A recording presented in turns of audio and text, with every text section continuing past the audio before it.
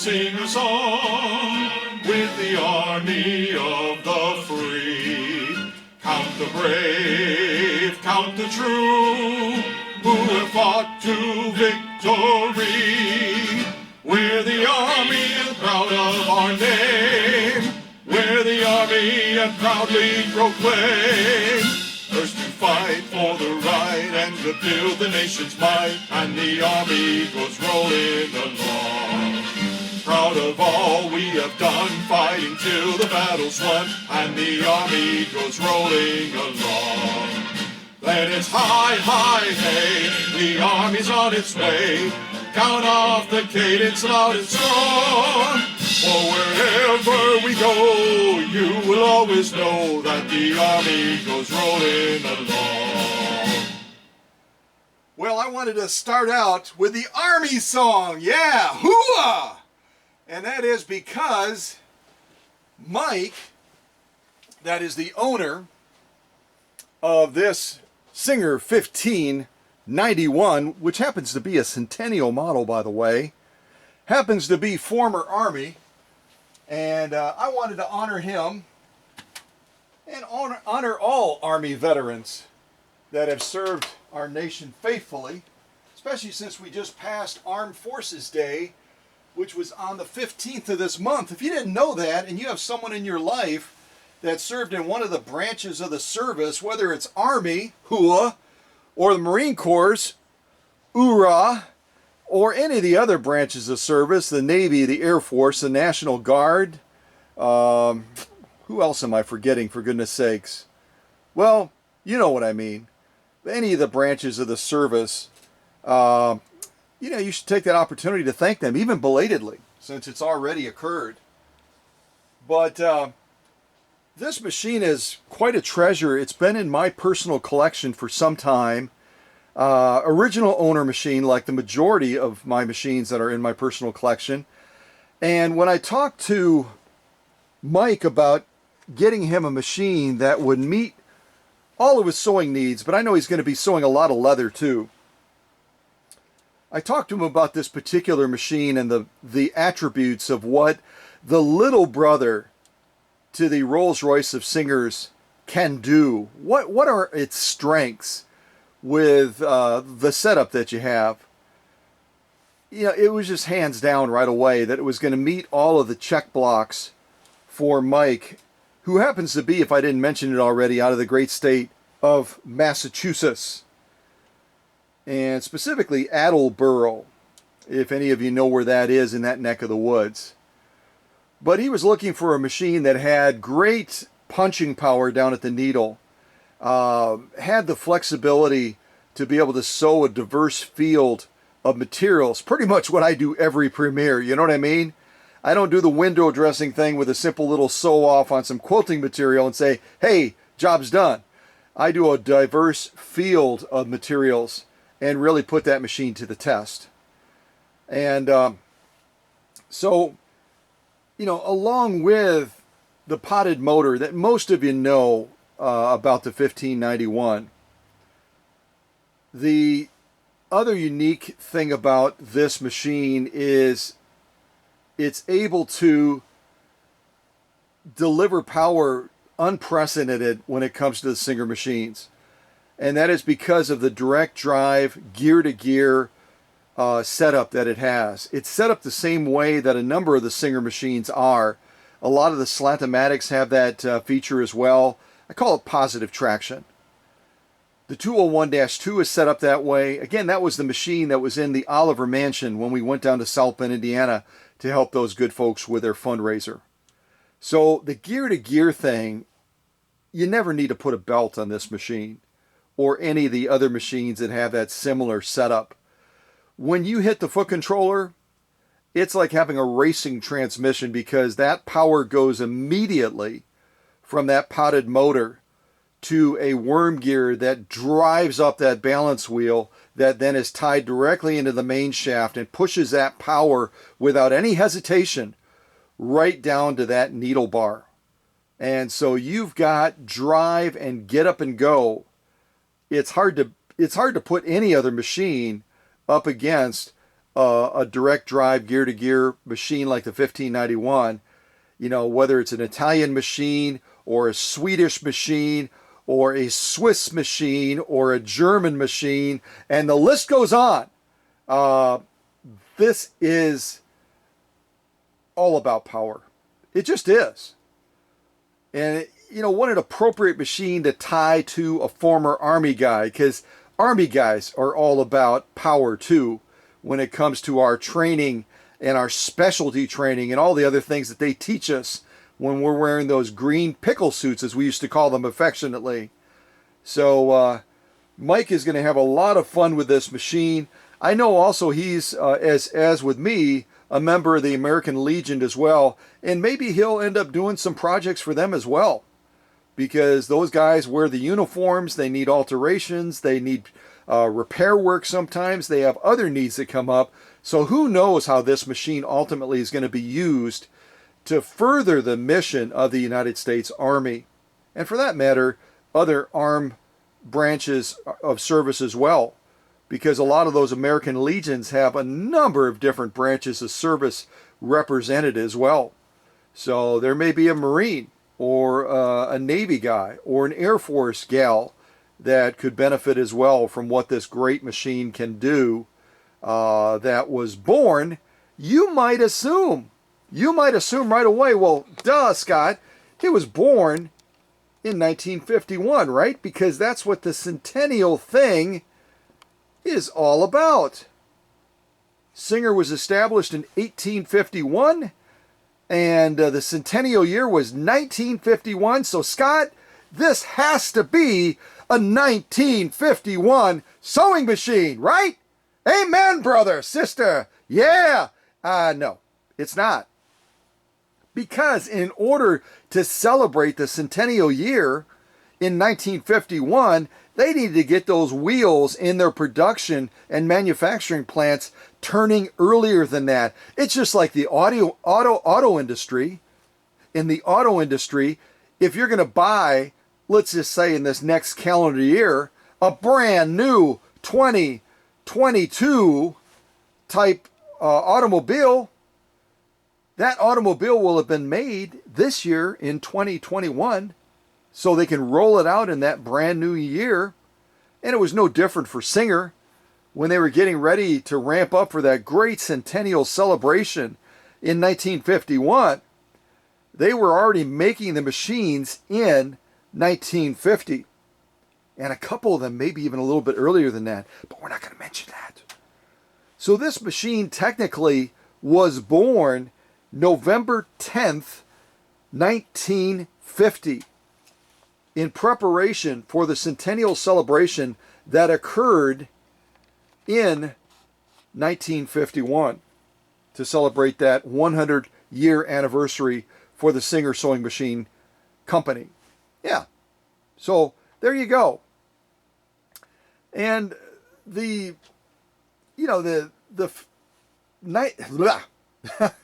1591s are just one of many, and I've covered this in other premieres, so I'm not going to belabor it here. But the 1591 is one of many Class 15 machines that came out during the time that Singer was making Class 15 machines. And you know what? I'm going to go to my crib notes, which I have to dig past my bubble gum and everything, so bear with me for a second here. Because you know what? It doesn't hurt to cover it again. I'm not kidding, folks. Underneath some of my notes, I have all of my bubble gum, so I'm a double bubble dude all the way. Okay, so let's just cover this again for kicks and giggles, as we're looking at a classy Class 15-91. So the first Class 15 machine that Singer put out was the 15-1, which came out right around 1879. And they made it until around 1895. We then had the 1511. And then the 1522. And I could describe all the attributes of these as well, but I'm not going to do that now.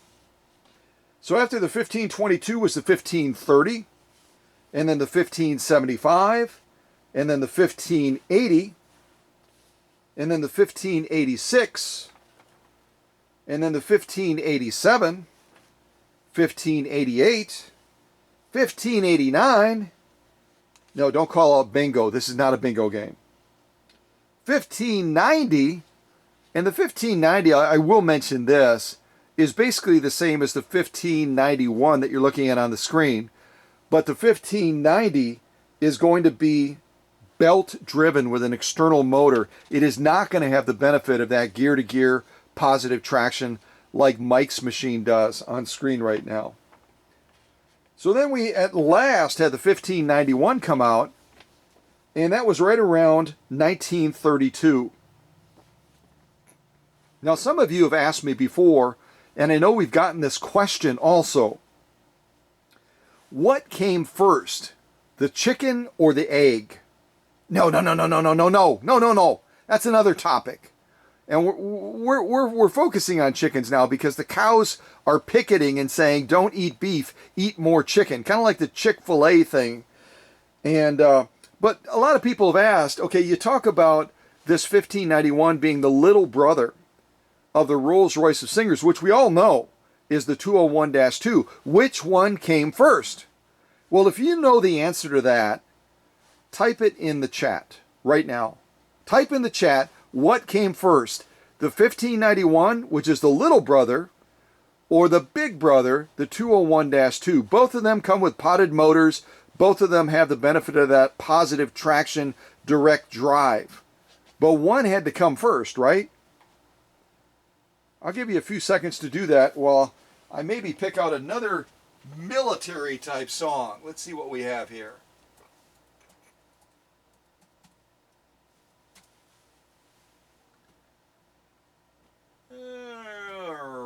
Right. Yeah, why don't we honor our Marines as well? Yeah, this silly thing just scrolled. So now I have to find it all over again. My computer is like really going crazy here. Why don't we just do Rifle Regiment? We'll put on Rifle Regiment next.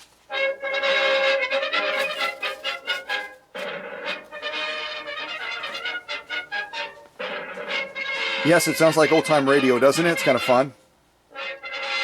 Okay, you've had enough time. Whoever typed in the chat first that the 1591 was the first one to come out, then you get a gold star in the class today. Now, if you were smart enough and knowledgeable enough as a student to type in the specific year that it came out, I already mentioned it if you were paying attention, and if you were taking good notes, the 1591 came out in 1932 and was produced until 1956. The Singer 201-2 didn't come on the scene until 1935. So the 1591 had been out there and starting to go into people's homes 3 years before its big brother came on the scene in 1935. But the big brother hung around a lot longer. Remember, the 1591 left in 1956. The big brother, the 201-2, was on the scene until 1961.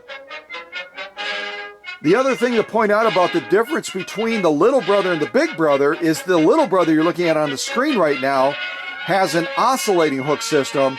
The big brother, the 201-2, has a rotary hook system. Very different hook systems. So, but you know what? Nonetheless, being on the scene from 1932 until 1956, that means that this oscillating hook, 1591, the little brother to the big brother, was on the scene for about 24 years. So that's a long time to be in production. Obviously, a very, very popular machine among the Singer family, for sure. So after the 1591 came the 1596, then the 1597, then the 1598, And then, taking a deep breath, the 15-110, the 15-111, the 15-112, the 15-125, the 15-115, a little bit out of order there. And that was the Class 15 family wrapped up right there. Yeah, like I said, a lot of Class 15s were put out by Singer, to say the least. But none greater than what you're looking at on screen right now, and that is Mike's 1591. 1591. I had so many 15s in my head, I just was like, what kind of 15 is it? What kind of 15 is it?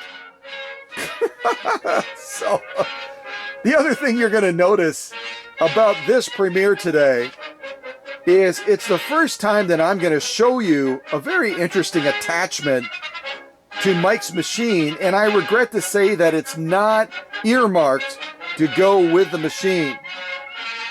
But I am going to demonstrate it on Mike's machine today.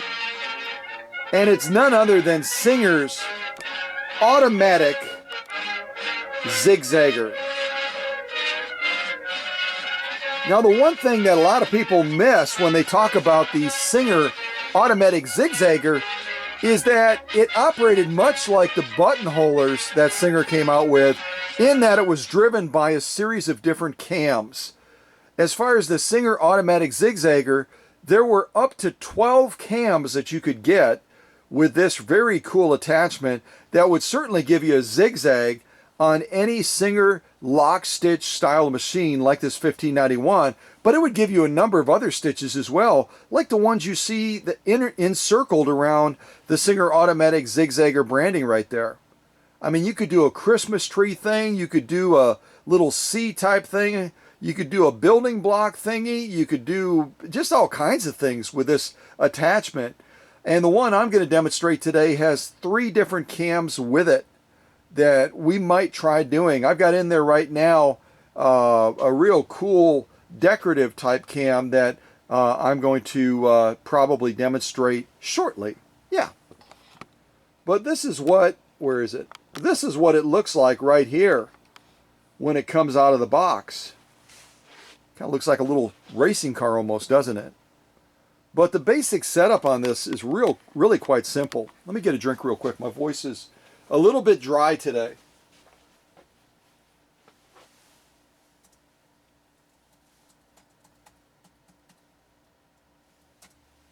Yeah, let's see. I think I'll put on the Thunder March now while we're looking at this a little bit closer.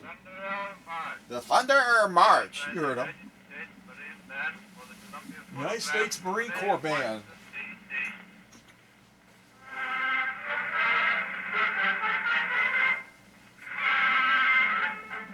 Well, we've all heard this a couple times, haven't we? Maybe not like this, but we've heard it. So a little bit about this attachment. Let's just kind of look it over real quick. And I'm going to be kind of looking at the screen at the same time to make sure you can hopefully see what I'm seeing. There we go. Also, our band is excited. The Marines like to be heard, so they are getting louder and louder and louder. Okay, so this is the Singer automatic zigzagger, but again, it's more than that. And the basic setup of it is that right here, you're going to be sliding the presser foot bar in between here, just as you normally would to fit it in there, and then tightening down this bolt screw thing in order to screw it into that presser foot bar and secure it. This part right here is going to go over your needle bar, because this has to go over the needle bar like a lot of Singer attachments in order to respond to the movement of the needle bar and actuate this attachment. You see, as I'm doing that, it's kind of turning, right? Yeah. Now, if you don't want to go with the cam that's inside of here, then you grab it like this and you open up that little garage door like so, and you can lift that cam out and you can put a different cam back inside. maybe. Yeah. And then once you get it back inside, you kind of lock it in place. You can tell it's locked in place because it'll wiggle this foot. See that? And you just close that little garage door again, and you're ready to rock and roll. And you can obviously do this while this is mounted to the machine. You don't have to take it off in order to change out cams. You just open the little door, put another cam in, get it seated into place, close the door, and you're ready to rock and roll. The other thing it does have is it has a little slider bar right here.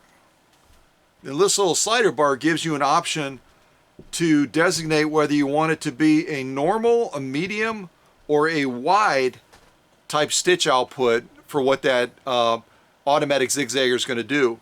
And you would just loosen this right here, and then you can slide this bar. You should be able to slide the bar. There it is. You can slide this bar back and forth and set it where you want it. So if I set it right here, it's going to be on normal. If I move it towards the middle, it'll be in the medium range.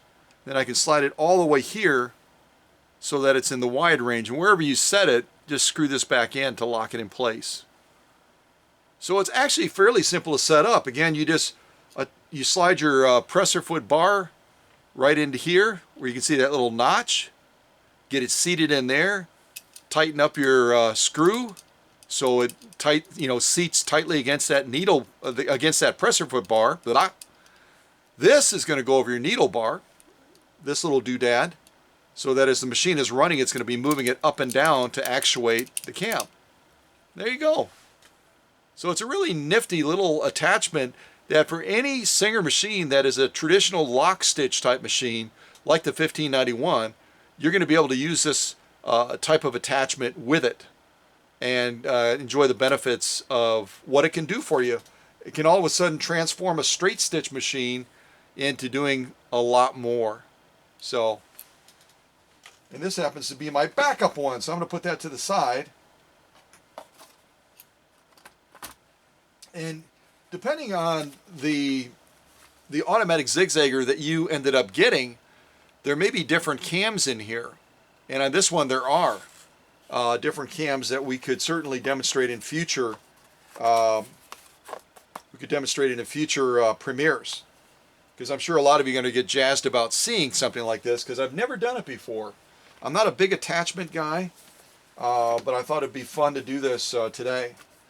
And inside of this automatic zigzagger guide, it basically walks you through the different stitch outputs based on the cam that you have. And then it also gives you a default suggestion as far as whether you're going to set it on the narrow setting, the medium setting, or the wide setting, depending on the stitch. And so I might keep this handy just so I can refer to it with the cams that we might be doing during this premiere today to demonstrate this really cool gadget. And I'll try to make my shot in the premiere as well when the machine is running, so you can see this machine on the back running as well. Because, it's going to be turning, it's going to be doing different things, and it'll be kind of fun to watch that, as I've done with some other machines that have, when the cam is activated, the machine does different neat things. Forgot to ring the bell. Class is now officially beginning. So this is just a neat little gadget, and they're not incredibly scarce. I know that you can find extra cams on eBay, probably on Etsy as well. Sometimes you're only getting the cam, so if you decide to buy something out there and you don't already have the attachment, make sure that you're picking the right listing that has the attachment and the cams. Otherwise, you're going to get that package and all it's going to be is the cams. Or maybe it'll be the attachment with no cams. So just read the listing very carefully so you're getting a complete set similar to this, where you're going to have the cam attachment to give you the zigzag capability, and then a variety of different cams, hopefully, that will allow you to do some of that decorative output as well with your traditional straight stitch only lock stitch Singer machine. Kind of cool, huh? So I'll set this to the side. And as I was getting this machine prepped, when I got this attachment on there, I goofed around with it a little bit, and the stitch output at the very top there, you can see is one of the cams that I have in this machine. that we'll goof around with today. Just try to do that stitch output. Then I did a couple of little zigzags using this attachment as well, just to see, how would it respond with that pivoting and pitching and everything when I'm using a 110 size needle, which equates to an 18 size needle, and that upholstery thread that I like so much because it's got that textured appearance when it sews, and that feeling of being textured as well. So all in all, the machine managed that demand of this attachment very well, considering, using this upholstery thread, and again, using a super big needle. So you'll have a chance to actually see it doing that during this live premiere, which is always fun, assuming nothing goes south. Because that happens sometimes too. Yes, it does. All right, let me just wipe our bed off a little bit.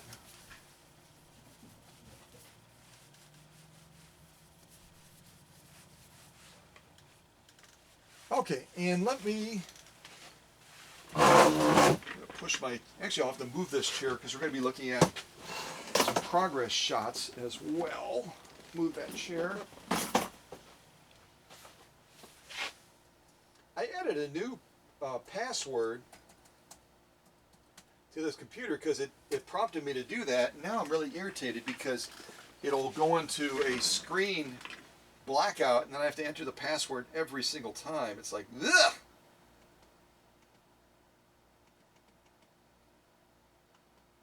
And then when you go back into it, it takes a while for the screen to come back to life again too. So I'm going to have to maybe undo this because it's a little bit irritating.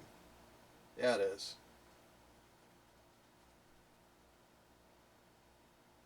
All right, is it live again? I can't tell.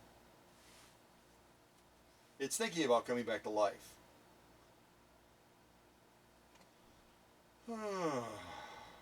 Technology.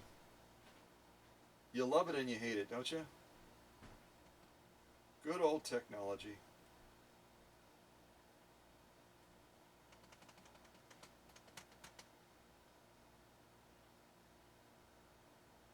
At last. At last. All right, let's see if we can do the Star Spangled Banner today.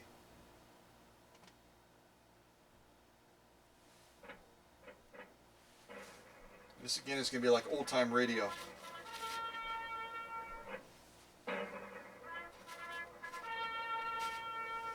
All right, I'll keep it turned down because we're going to jump into some sewing after that very long intro.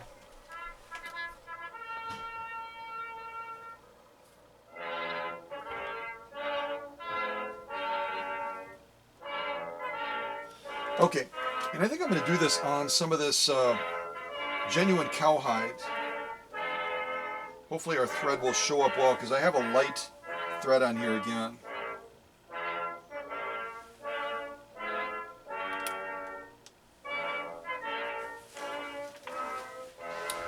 I have to decide how I'm going to do this camera shot. Yeah, right about there should be pretty good actually.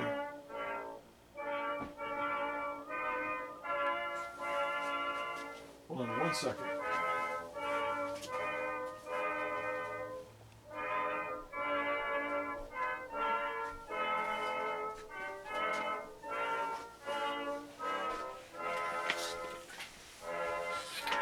Does that star-spangled banner yet wave? Oh, what a great song. All right, let me give it a take-up arm all the way up.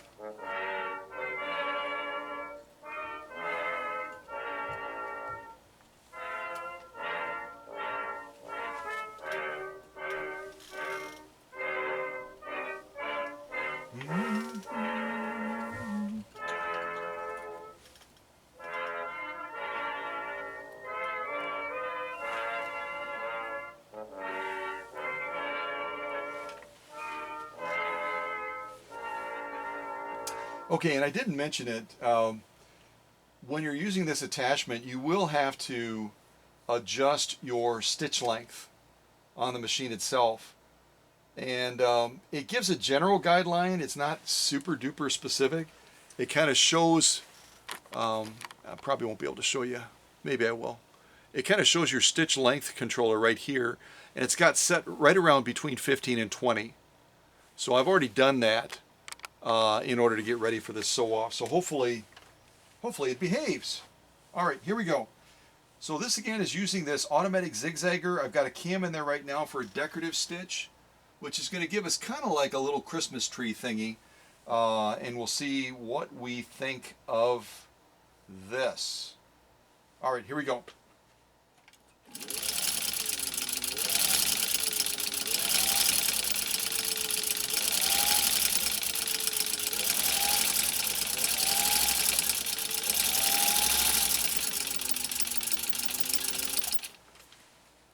Kind of went off course a little bit, but not horribly off course.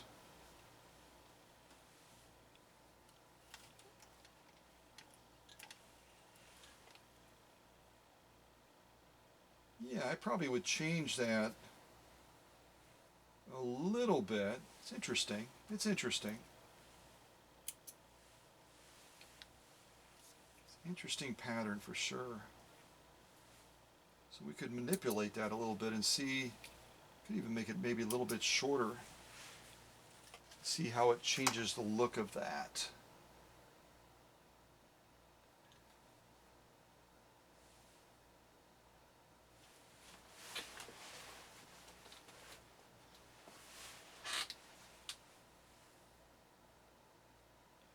Yeah, hopefully I didn't set it too short, because we still want to get material movement, obviously. Kind of fun watching it though, isn't it, as it's doing its thing? Alright, so put that down. Alright, let's try this one more time. I just shortened it a little bit more.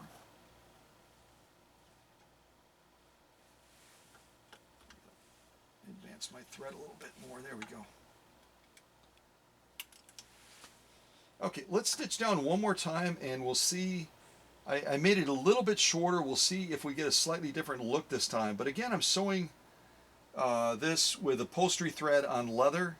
So you'll get different definition if you use a standard Coates and Clark type thread that isn't upholstery and a smaller needle. But let's give this a go again. All right, here we go.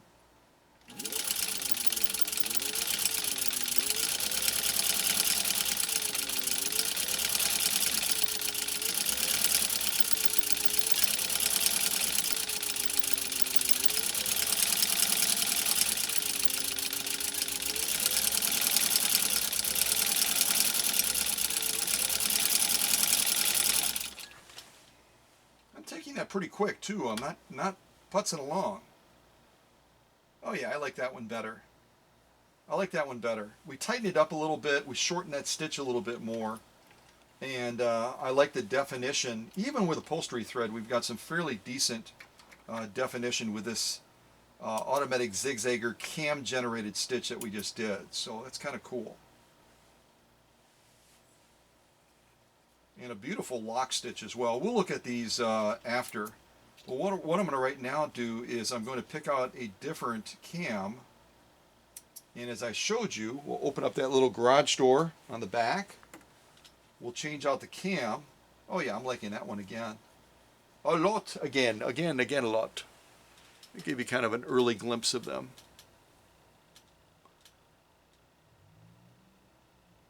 And again, you were never ever able to do this with a straight stitch machine like this 1591 until they came up with this attachment that all of a sudden would manipulate that material in conjunction with the feed dog feed and would give you a capacity to do something that was thought to be impossible prior to that attachment coming out. So that's super cool.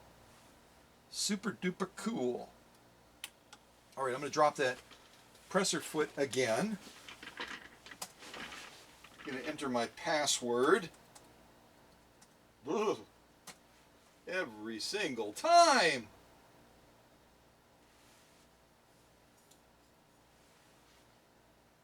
Tell this thing not to go. I wish I could do that right now, but I should have done it before the premiere. All right, so in the meantime, what I'm going to do is I'm going to open that little garage door right here on the back.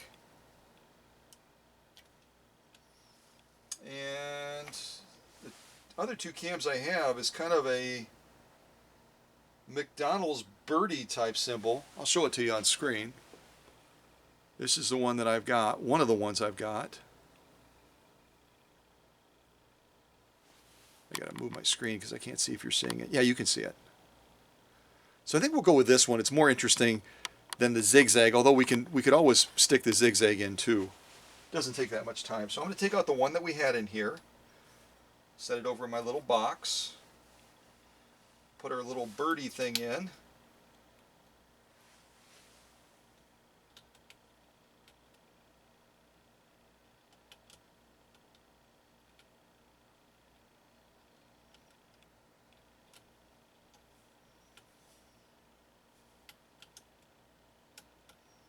This is so easy when you're not doing it on camera, you know what I mean?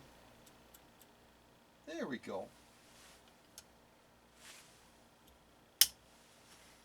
Close our little door and we should be all ready to do our little symbol that looks like a bird. They probably have a name for it in this little pamphlet.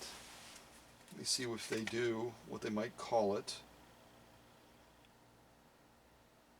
Yeah, it's just called a narrow bight, B-I-G-H-T. Number 30 stitch setting. So it's telling me to make it super short. Assuming they're talking about the stitch length, I've got to make it super short. Alright, so let's, this thing come to life yet?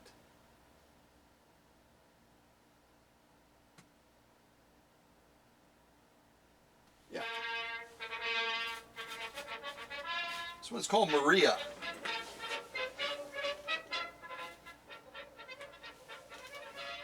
This is a fun one, isn't it? I think we're pretty close to 30 already. Let's see. Yeah, we're pretty daggone close to 30. I don't think I'm going to go any shorter. We're not going to get any material feed.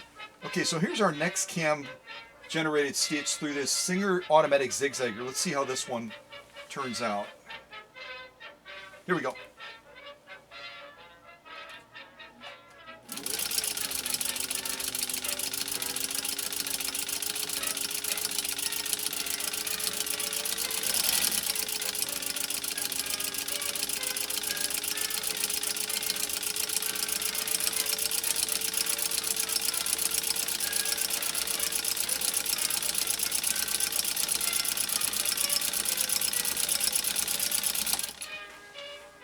That thing really goes to work, doesn't it? I mean, it is serious about getting the job done. It's like, okay, let's do this. We're going to do this. Let's do this. Yeah, that's interesting. That's interesting. I'll take a closer look at that. But of course I have, since it's called a Singer automatic zigzag, we'll probably have to do the zigzag too, just to say we did it, you know? Just to say we did it. And I think on that one I'll have to change that little slider bar on the side that I showed you from, right now I have it on, well actually no, that's correct, that's the way it should be. I have it on wide right now, and that's what it recommends for the zigzag.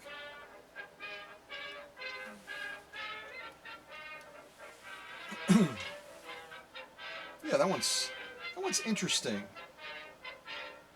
It's interesting, and again, depending on where I would set that stitch length, it's going to get a different outcome. Of course, I could also manipulate the slider with that as well. Although it's probably going to, what is it going to say? Oh, you know what? I did that on wide, that's why it looks different, but that's okay. I did that on wide, and that particular one should have been done on narrow or medium, not on wide. Well, you can do either one. You can do either one. It's just going to change the look of it. Yeah, you can set it on narrow, medium, or wide, and it's just going to change the look. So that's cool. This top one is the one that we just did.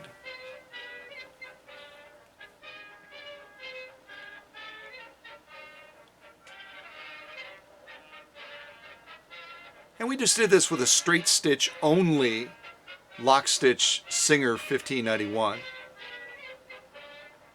So again, I'm not a big attachment guy, but this is kind of a kick, you know? It's kind of a kick to see a straight stitch machine with this attachment be able to execute something like this. It's kind of fun. Yeah. All right, so I'm going to open up that back one more time. We'll take out this birdie style stitch. And we'll put in a standard zigzag. So we can say that we did a zigzag.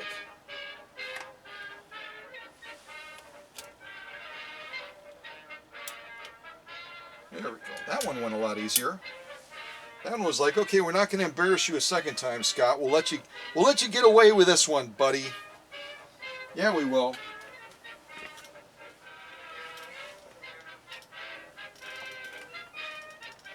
All kinds of leather droppings everywhere. Leather droppings, leather droppings.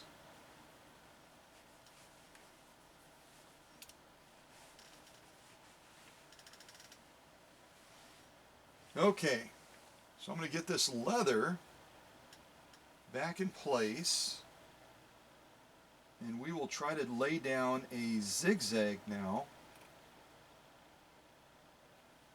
going down this cowhide.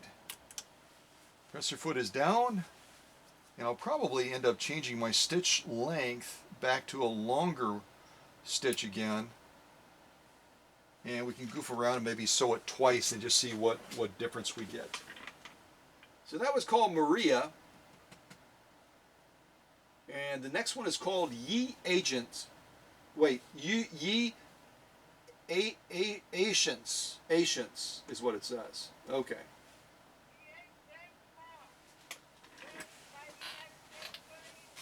This guy loves announcing things, doesn't he? Yes, he does.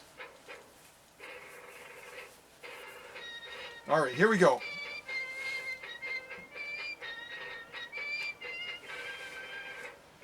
A standard zigzag using the Singer automatic zigzagger. Here we go.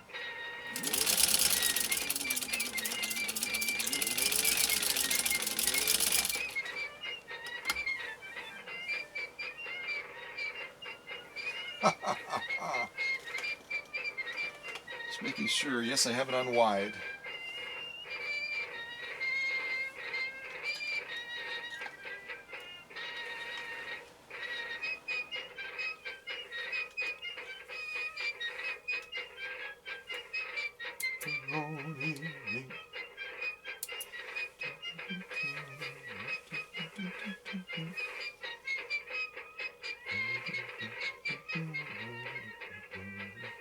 Alright, I'm going to sew it again, and I just brought our stitch length down slightly. See what difference we get.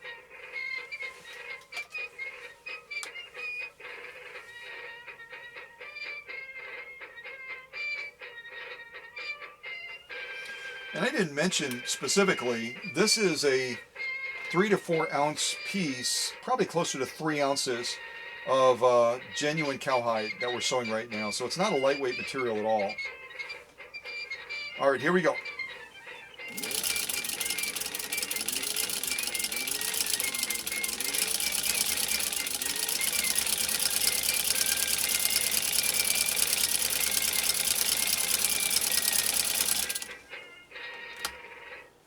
Yeah, that was kind of fun. Oh, that's a fun stitch. That one almost looks like a catacomb. So yeah, you can mess around with the stitch length and get some very different outcomes using this attachment, which is always fun. But I talk about that all the time, where you can make some discretionary changes to stitch length or stitch width if you're able to do that when you're working with cam stitches, and you can all of a sudden get a totally different stitch output. It just looks totally different. It's like, looks like, you know, it looks like a stitch that is apart from what you were sewing before, but it's the same stitch. It's just a matter of stretching it or condensing it a little bit more. Okay, presser foot is down. I'm going to manipulate our little slider bar on the side. I think I can do that. Maybe I have to do it with the presser foot up. Let's try that. Yeah, that makes it a wee bit easier. I'm going to set it on the medium setting, and we'll lay down one more stitch row of a zigzag style stitch. And we'll see what we think of that one when we look at all these together. All right, presser foot is down. Here we go, our final stitch off on this leather using the attachment. And we'll see how she reacts this time. Here we go.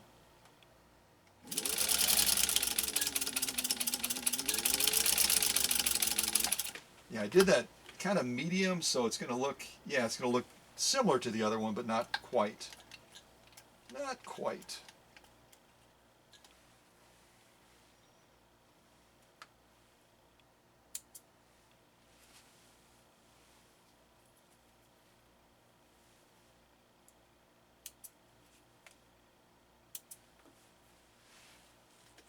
Okay, so let me get my stitch holder and we'll take a look at these. Look at the first one that we did, and then we look at the second one that we did.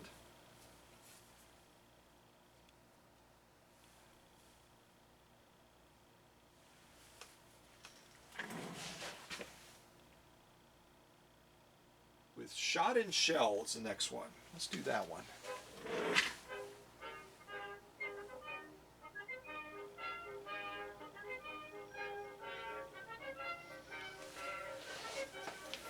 Yeah, we'll look at this close up and see what we think.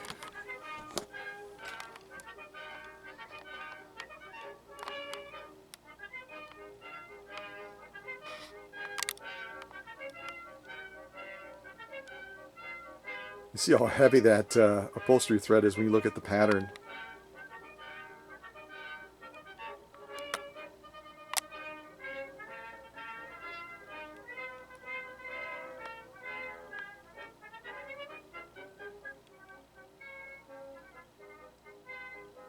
And again, if we sew this on a different type of material, we'll get a totally different outcome as far as how that stitch is going to present.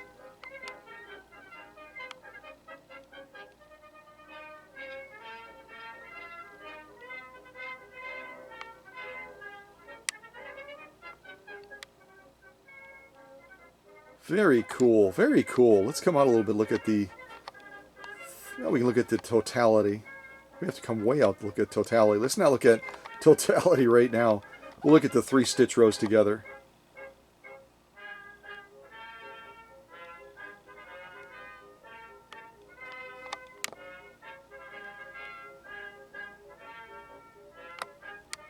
Yeah, it's very interesting. It's very, very interesting.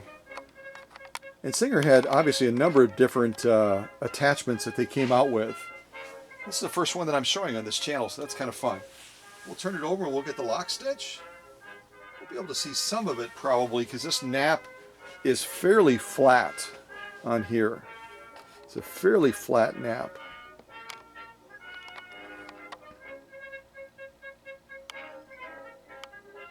Yeah, from what we can see, it's a beautiful lock stitch. Beautiful lock stitch.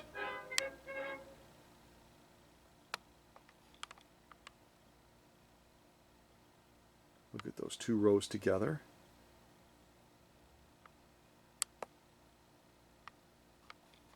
All 3.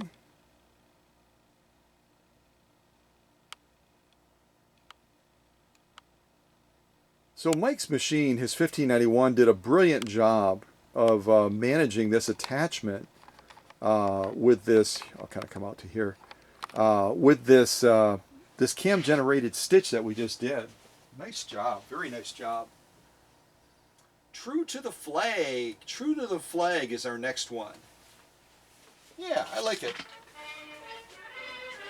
going to set that one to the side, back by our U.S. Army sign. And then we'll look at this one where we sewed a variety of stitches using the cam that is kind of earmarked. Now that I'm looking at it closer, it's not a true zigzag, but it's one of those patterns that's close to it. So let's take a look at this one now, see what we think.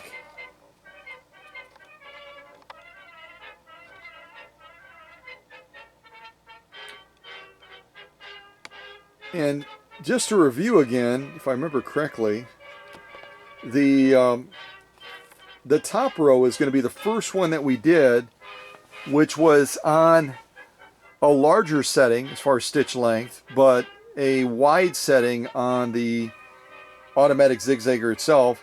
The one in the middle, we shortened up the stitch length considerably, and then the last one on the bottom, we did we changed the slider on the automatic zigzagger to the middle setting, and it just slightly changed the look of that.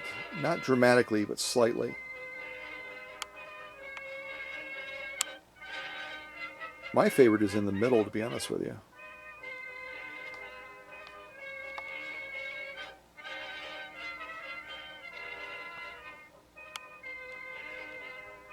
Very cool. Very cool. You might get me interested in becoming an attachment guy now all of a sudden. So now we can look at the totality of the stitching. On this side of the leather nap is a lot more visible, a lot easier to see. Yeah, I like it. I like it a lot. I'd have to kind of refine the process of the slider thing on the side and getting the right stitch length in order to get the best look.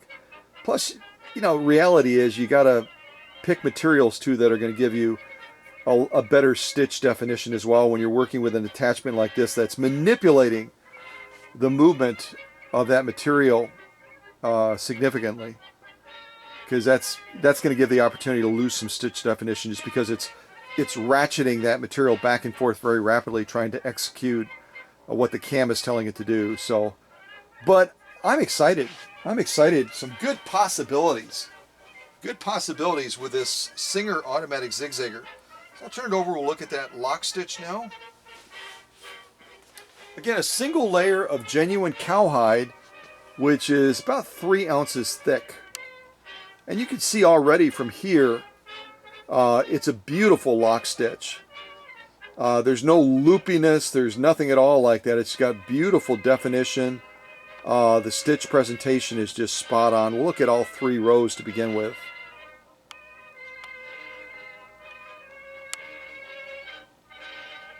Beautiful stitching.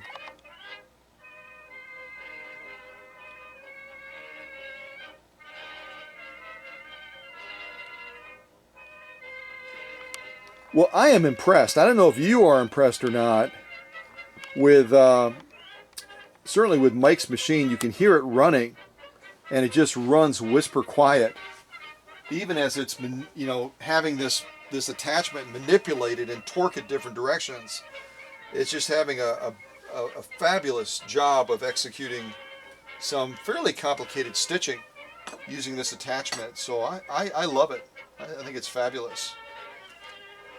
So yeah, this is pretty cool. Super pretty cool. Yeah.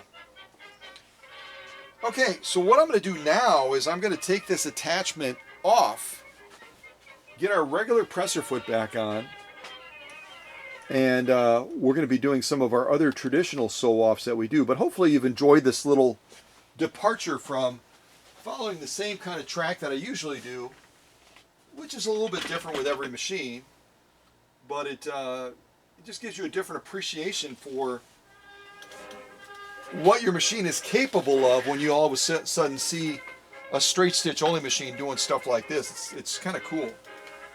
All right, so I'm going to use my screwdriver to loosen that bolt that's holding this attachment on. And we will get a traditional presser foot back on here.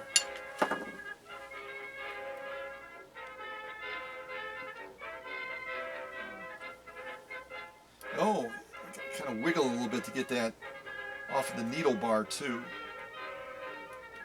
Kind of a give and take here. There we go. So you can see I probably made that look slightly awkward, but it's easy enough to get off, and it's just as easy if we were going to put it back on. So I'm going to set that to the side.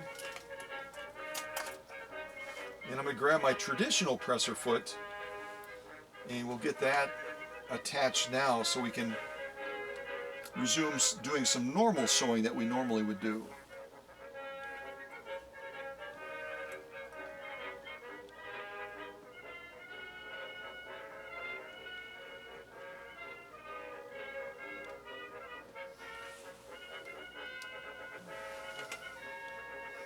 Oh, I picked a presser foot attachment screw that does not have a screwdriver tip on the end of it like some of them do so you can tighten it more, so I'm tightening it by hand. That's okay. You have pretty strong hands. Alright, after our leather stuff, I'm going to wipe over the bed one more time. Get some of those deposits off of there.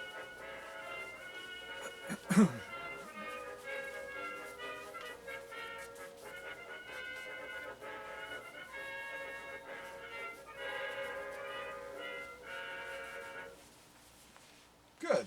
Good timing. The band ended just as I ended too, so brilliant. All right, so that was called Kaiser Friedag. Try saying that with a mouthful of Ritz crackers. And now we're going to do General Haywood. General Haywood.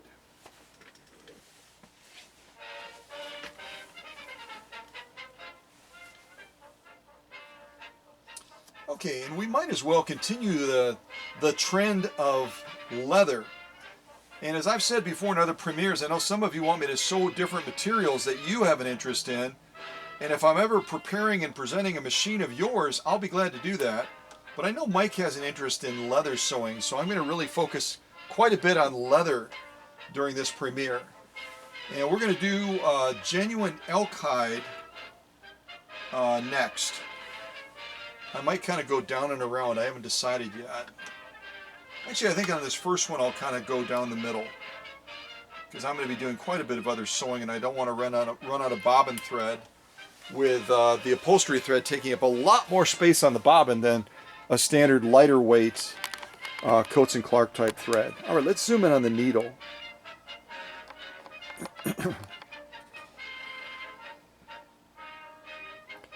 And if you're new to this channel, or you've never seen me sew off elk hide before, which I've done a lot, so you probably haven't watched very many premieres or videos if you've never seen me do it before. But look at the side of that. It is the thick of thick, and the thing again about elk hide is that it's chemically processed, and it galvanizes the surface to make that elk hide more durable and be able to stand up to wear. So we're going through about probably close to 5 ounces of this, plus it's been chemically treated.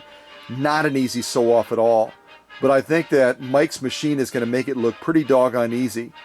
And I'm not going to beat around the bush as far as giving it power. I want to also highlight the power to some extent of what Mike's machine can do in this premiere too. So like the other sew-offs, we're going to be going down this at a fairly good clip. But I could just as easily go slow with this machine as well. You're able to manage speed very nicely with it. All right, here we go. A single layer of genuine elk hide. All right, let's get this done. Here we go.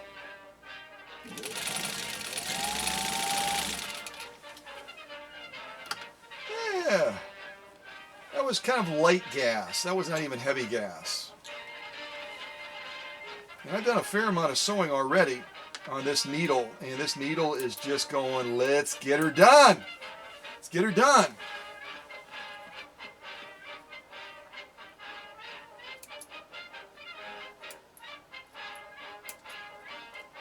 These clippers are saying let's get her done too, but they're not getting the job done.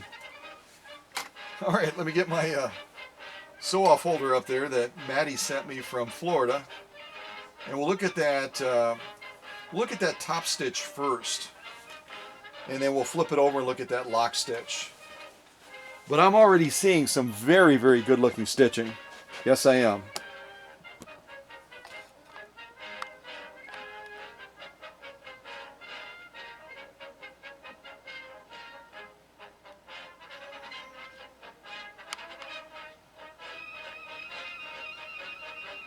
Again, look at the thickness of that on top.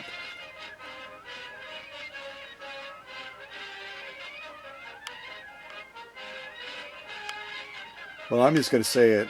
That is some page 34 stitching, folks. Let's look at the totality of stitching.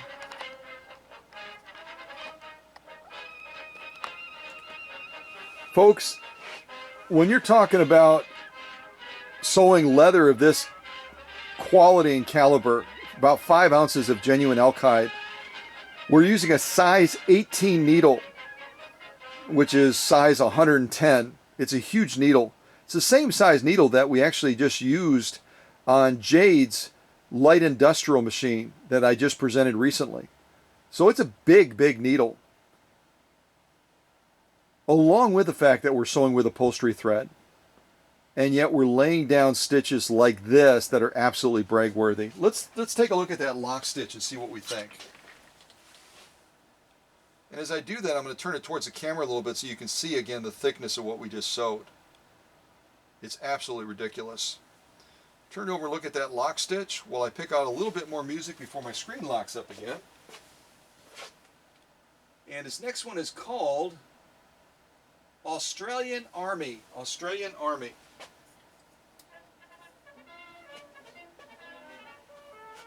We'll keep the volume down a little bit. Gotta turn that just a little bit more.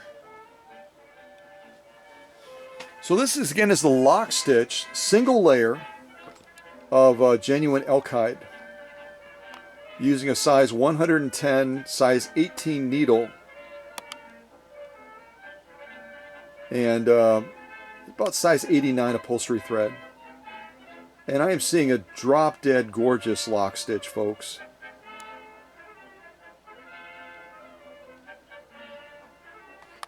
Let's come out a little bit and look at the totality of stitching on this lock stitch. Again, a single layer of elk hide is nothing to scoff at. It's about 5 ounces of chemically processed leather, and it laid down stitches like this. And again, this needle has already gotten a workout off camera, and it's still going strong. That's why I love Schmetz needles. They just keep on going strong. So I'm going to throw this to the back as a definite pass. Single layer of genuine elk hide, laying down gorgeous top stitch, gorgeous lock stitch, and it's just, I mean, it's demonstrating again why my preparation process is so essential when it comes to getting a machine ready for a big event like this premiere, so it can showcase its talent for its new owner, Mike, from the great state of Massachusetts. All right, what am I going to sew next?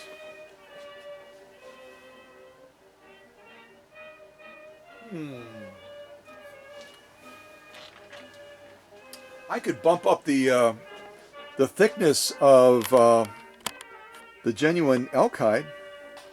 Yeah, why don't I do that? Come in on the presser foot again. Let's raise the stakes on this elk hide. Excuse me. That was Australian Army. I don't know that I've ever played that one before. And all of these have kind of an old radio sound, don't they? This next one is called Regimental Pride March.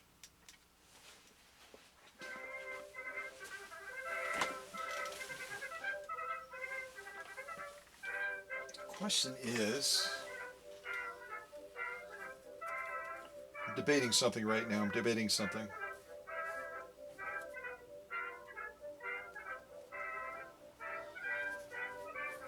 I'm going to shift away from elk hide for a second, and I'm going to go to protected full grain leather. I've got a huge piece of it right here, as you can see. And if you look at it from the side, there's nothing lightweight about this stuff. It's about 3 ounces of leather. So this would be the thickness of, say, a handbag. Actually, it's probably a little bit heavier than a handbag. It's going to stand up to pretty much anything, which is why they call it protected full grain leather. I had one person said it almost looks like not alligator, elephant skin, but it's not. It's protected full grain leather, and it is super duper tough stuff to get through. Now I'm debating what I want to do. I've actually got a smaller piece of the same stuff. Why don't I fold it and give us 3 layers of this? I don't know that I've done 3 layers of protected full grain leather before. Or elephant skin, as some folks like to call it, and we'll kind of go down and around with this. Oops, I better get that presser foot all the way on top of the material or I'm going to spin out. All right, here we go. 3 layers of protected full grain leather. Take up arm is all the way up. Here we go. I'm going to take it slower.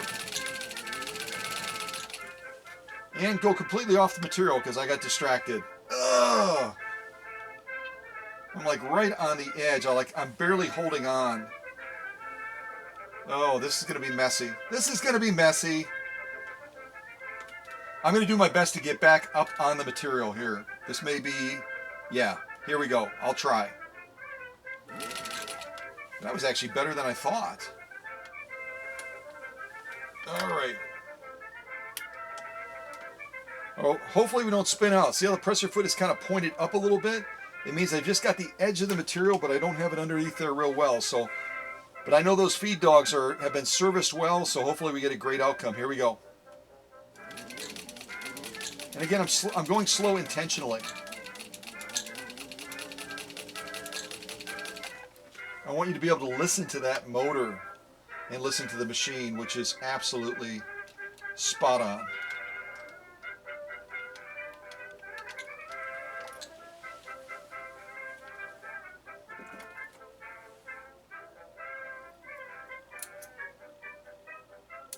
It makes you feel like you're at a World's Fair or something, doesn't it?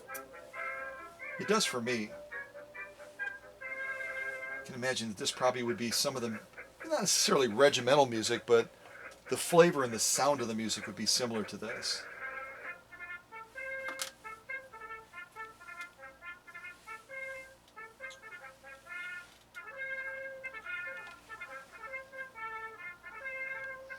All right, and I didn't close the box, but I think I'll go down it one more time down the middle, just for fun. Just for fun. And we're not going to give it full power, but I think I'll go after it a little bit more aggressively. All right, here we go. Oh, take up arm all the way up. There we go. All right. So again, 0.5 amps of meaty direct drive positive traction power. And it peaks probably closer to 0.6. So here we go. Complete silence. Just listen to this machine run. Here we go.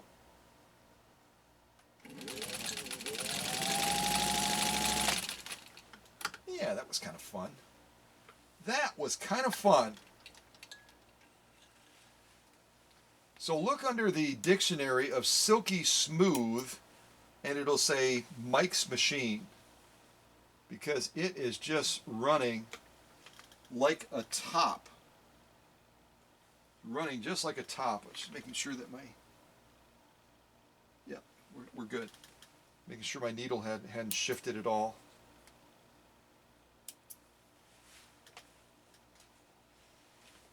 So I think that, I believe, I may be wrong, but I believe that that's the first time that I've actually sewn protected full grain leather with 3 layers. And again, it's a real slippery leather, which means you might see a little bit of stitch distortion because those layers, as it's sewing, will just make a slight shifting because, you know, they're real slick against each other. And I don't use, you know, clamps or anything like that to hold the leather together. I just allow the machine to manage it, which is really the best way to do it. So you can try to establish whether or not your presser foot pressure is adequate. Are your feed dogs gripping that material well enough and moving it underneath that presser foot? And then you have a good notion of how that machine is performing without using clamps and all kinds of other doodads. But I'm very impressed with how it managed these 3 layers of protected full grain leather. Not an easy task at all. Any more than it's an easy task to keep hitting this silly password. All right, the next one is called, no, I'm not going to play that. It's only 4 seconds. It's called Mess Hall. We're going to skip that one. Bugle. Ceremonial Melody. Let's do that one. Ceremonial Melody.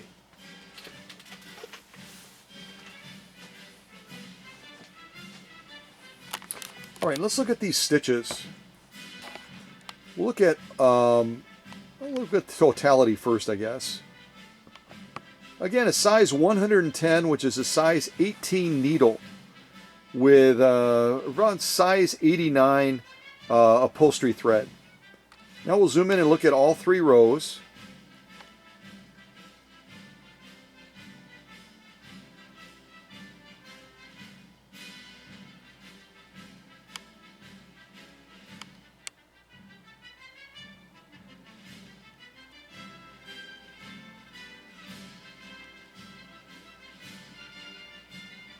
Like I said, you'll see a little bit of stitch distortion potentially because of the 3-layer factor of this protected full grain leather, but I'm very impressed with the stitch formation and the stitch caliber and quality. Beautiful, beautiful stitching on the part of this 1591. It managed that very, very well. All right, totality of the stitching, and then I'll flip this over. We'll look at the lock stitch.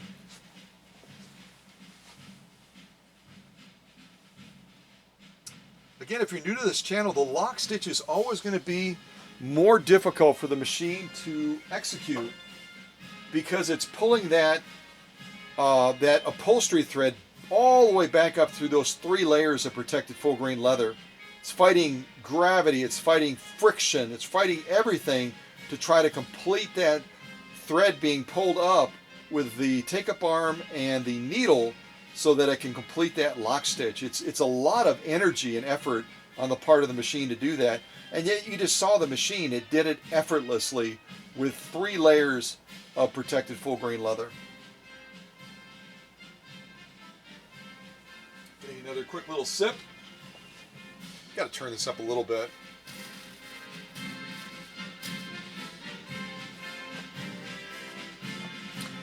So I'm really impressed, very, very impressed, looking at the totality of stitching for this lock stitch. Let's get closer and take a look at them as we go across. And I can see now why a couple of folks have called it elephant skin.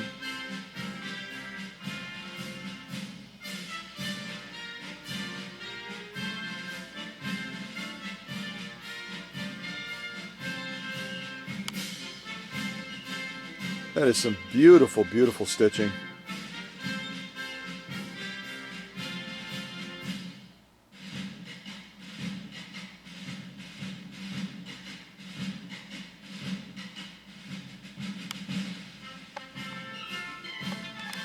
So again, totality of the stitching for our lock stitch. Absolutely gorgeous. Turn it over and look at that top stitch again. Equally gorgeous. Again, for a machine to manage a sew-off like this, a conformation sew-off with 3 layers back to back of this protected full grain leather is a monumental accomplishment. It's very, very tough. And Mike's machine did a spot-on job. So I'm going to throw this to the back with our elk hide and with our cowhide that we used for the cam-generated stitching. And let's keep on moving forward, see what we're going to do next.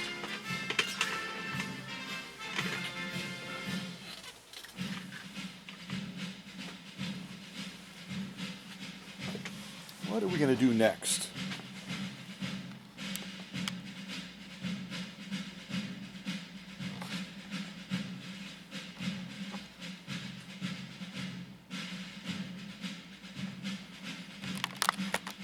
Reminds me of 4th of July parades, which we're going to be having soon enough, aren't we? The snare drums. Good stuff. Very good stuff.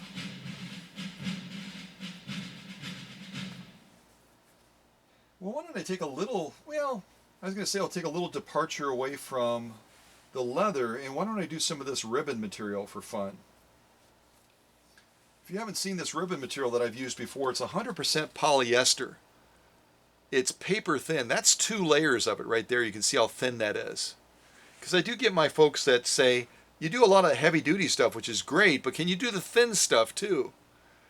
And the polyester is a tricky material to work with. It's very slippery, kind of like that protected full grain leather. So I'm going to go down and around on this and see how Mike's machine does in managing a lightweight sew-off, what would be considered a lightweight sew-off, using a very slippery material. And I'm not using a roller foot, which I could, or a walking foot potentially, to try to manage this material more easily. We're just going bare bones with a very basic presser foot. I'm going to be an expert at entering my password by the time this premiere ends.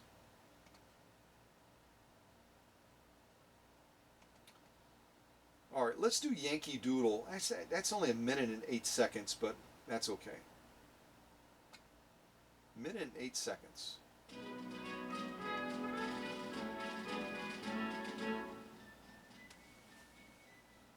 All right, let's try some of this ribbon material now. And I will try to stay on course as best as I can. Here we go.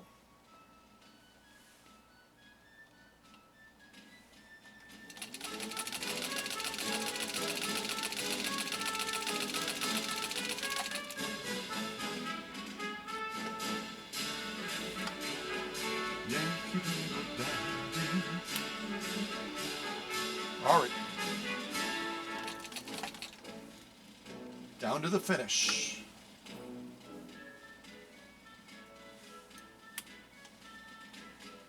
All right, here we go. And a little bit more gas this time.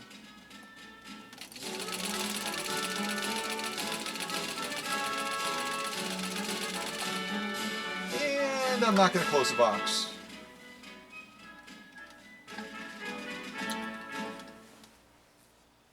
Well, that was a short little song, but that was a fun one. All of us, I'm sure, when we were in school, sang Yankee Doodle.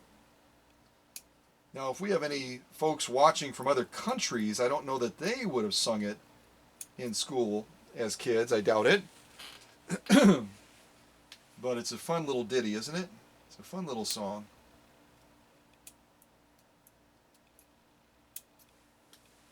All right. I gave that a clip. Get our little confirmation sew-off holder out. And we'll look at the stitching that we just laid down on this 100% polyester, slippery, more slippery than snot ribbon material. And we'll see how Mike's machine did in managing what is in fact a very, very light sew-off from a material standpoint. And while we're doing that, we'll listen to something called the Washington Post. The Washington Post. Yeah, we might have heard this once or twice before. Maybe. We could try to do totality, but yeah, that's like being in the nosebleed section of a sporting event. So let's get a little bit closer. We'll look at both rows, and then we'll look at single rows if we feel like we need to get closer.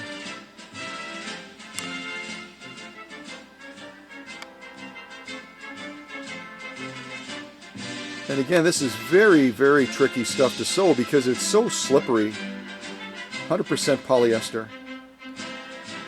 And yet Mike's machine did just an amazing job of managing the stitching. You can even see when you do those two layers, it almost quilts it a little bit, doesn't it? Beautiful, beautiful stitching. I'll just pause there for a second. That is page 34, folks. Beautiful stitching. Now, yeah, you can really see the quilted effect when you look at it like that. Isn't that fun? Get that little bumpiness to it. I made a quilt, Mom. I made a quilt. No, it's ribbon material. All right, let's turn it around and look at the lock stitch.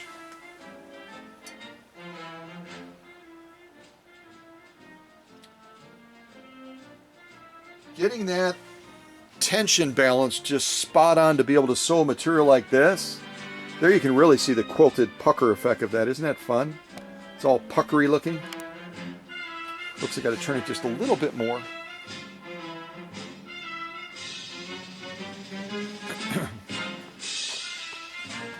All right, let's look at both rows.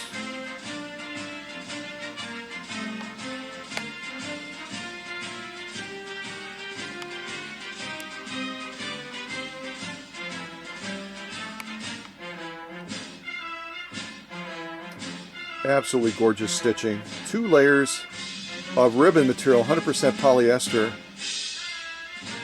And it's laying down stitching that is absolutely, absolutely brag-worthy.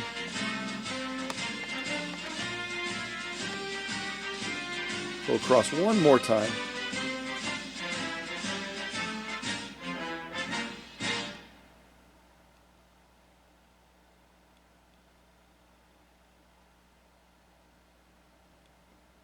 And when you're talking about material this thin, I mean, it's almost like rice paper thin, this ribbon material. 2 layers of it, polyester 100%.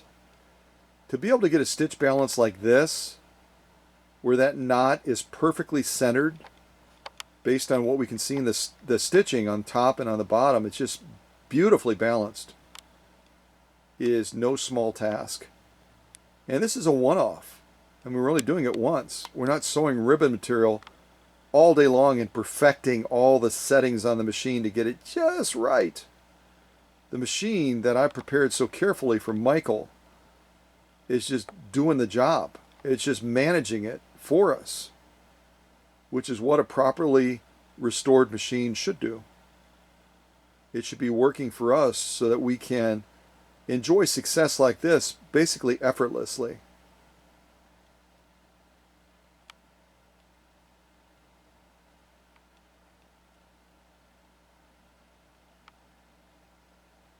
Again, just pausing there. I'm going to give this lock stitch a page 34 as well. It's absolutely gorgeous. Not to mention we created a really cool quilted look using this ribbon material, didn't we? And I don't think we would get that if we used a standard Coats & Clark thread. You get so many interesting effects when you use a heavier upholstery thread like this in how it responds to particularly thinner material like this, 100% polyester. So I'm going to throw that to the back as well as a pass. Michael's machine did an excellent job in managing what I would consider to be a very difficult sew-offs. But I think all of my sew-offs are on the more challenging side, and I do that very intentionally. I'm just grabbing another pad so I can wipe off the leather droppings. I do that very intentionally because I don't want it to be window dressing. I don't want it to be an easy thing for the machine to do. I want it to be more of a challenge for the machine to be able to accomplish a sew-off. So when you look at it, it's like, wow, that was pretty impressive. I don't know that my machine could do that, and it probably can't do it as easily as Mike's just did it because of the fact that it hasn't gone through my process of getting ready for a premiere like this.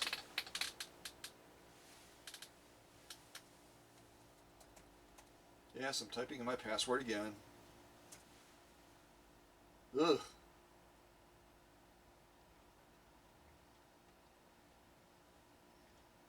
Okay, so that last one was called Washington Post. I think we already heard the thunder, didn't we? Yeah, we did. I'm pretty sure we did.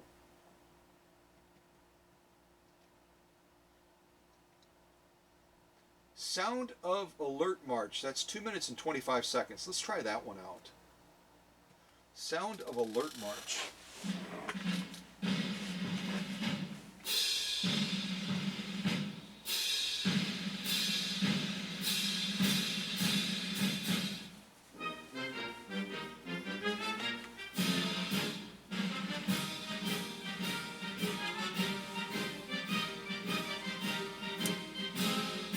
I have another 1591 that I'm going to be preparing soon, and it interestingly is a Canadian version of the 1591, which is nearly identical, but it's got a couple different uniquenesses to it, which are fun.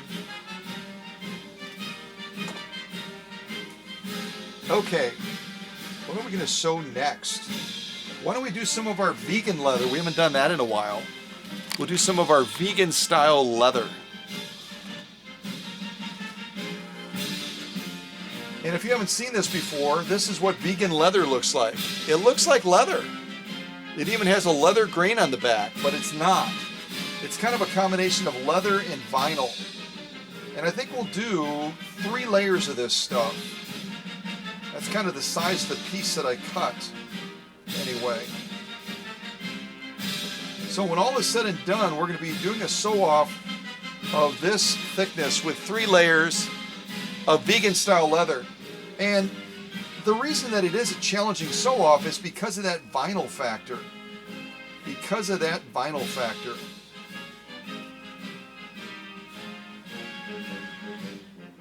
This one I'll probably just buzz down the middle.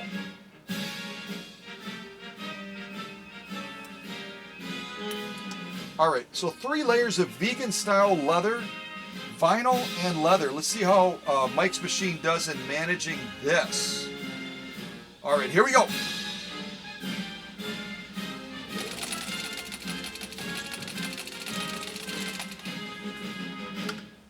tell you one thing, it definitely was not a challenge. Not even close to a challenge.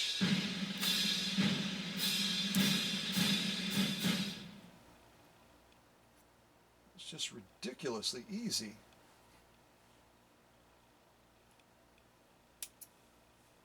I don't know that I'm going to be able to challenge this 1591 during this premiere today. Truthfully, I don't. I don't think I'm going to be able to challenge this machine.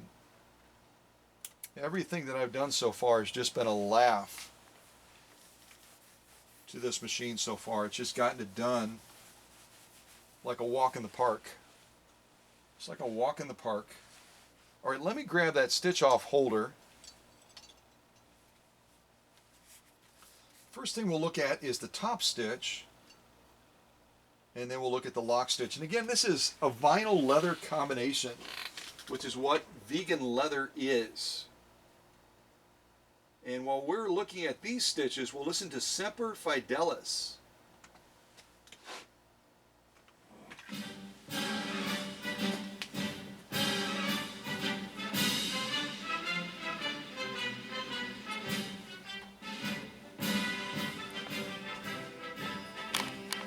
All right, let's take a look at this stitching. Again, this is 3 layers of vegan style leather. You can really see the vinyl in the material if you look closely.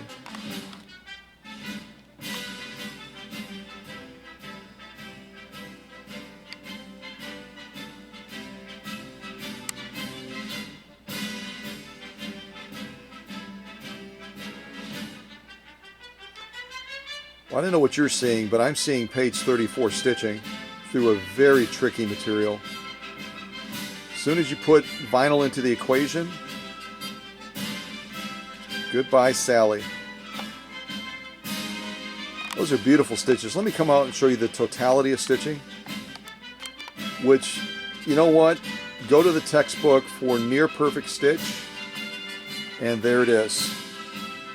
Mike's machine is just making it look so daggone easy, which is okay, because one of my favorite sayings is prior planning prevents poor performance, the 5 P's.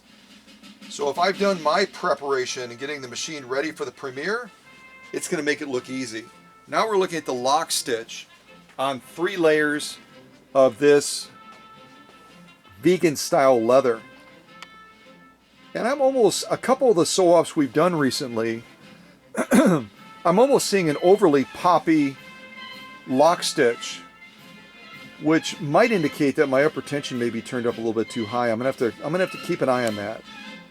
But right now we're gonna keep an eye on these gorgeous stitches.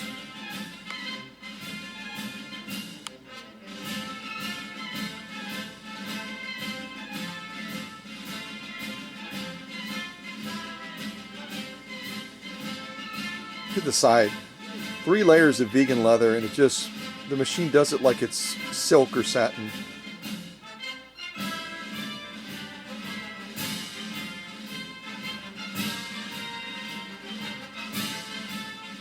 Absolutely amazing. Absolutely amazing. A definite page 34 sew off. Another one, I should say. Yeah, I told you my throat is a little scratchy. Another page 34 sew off.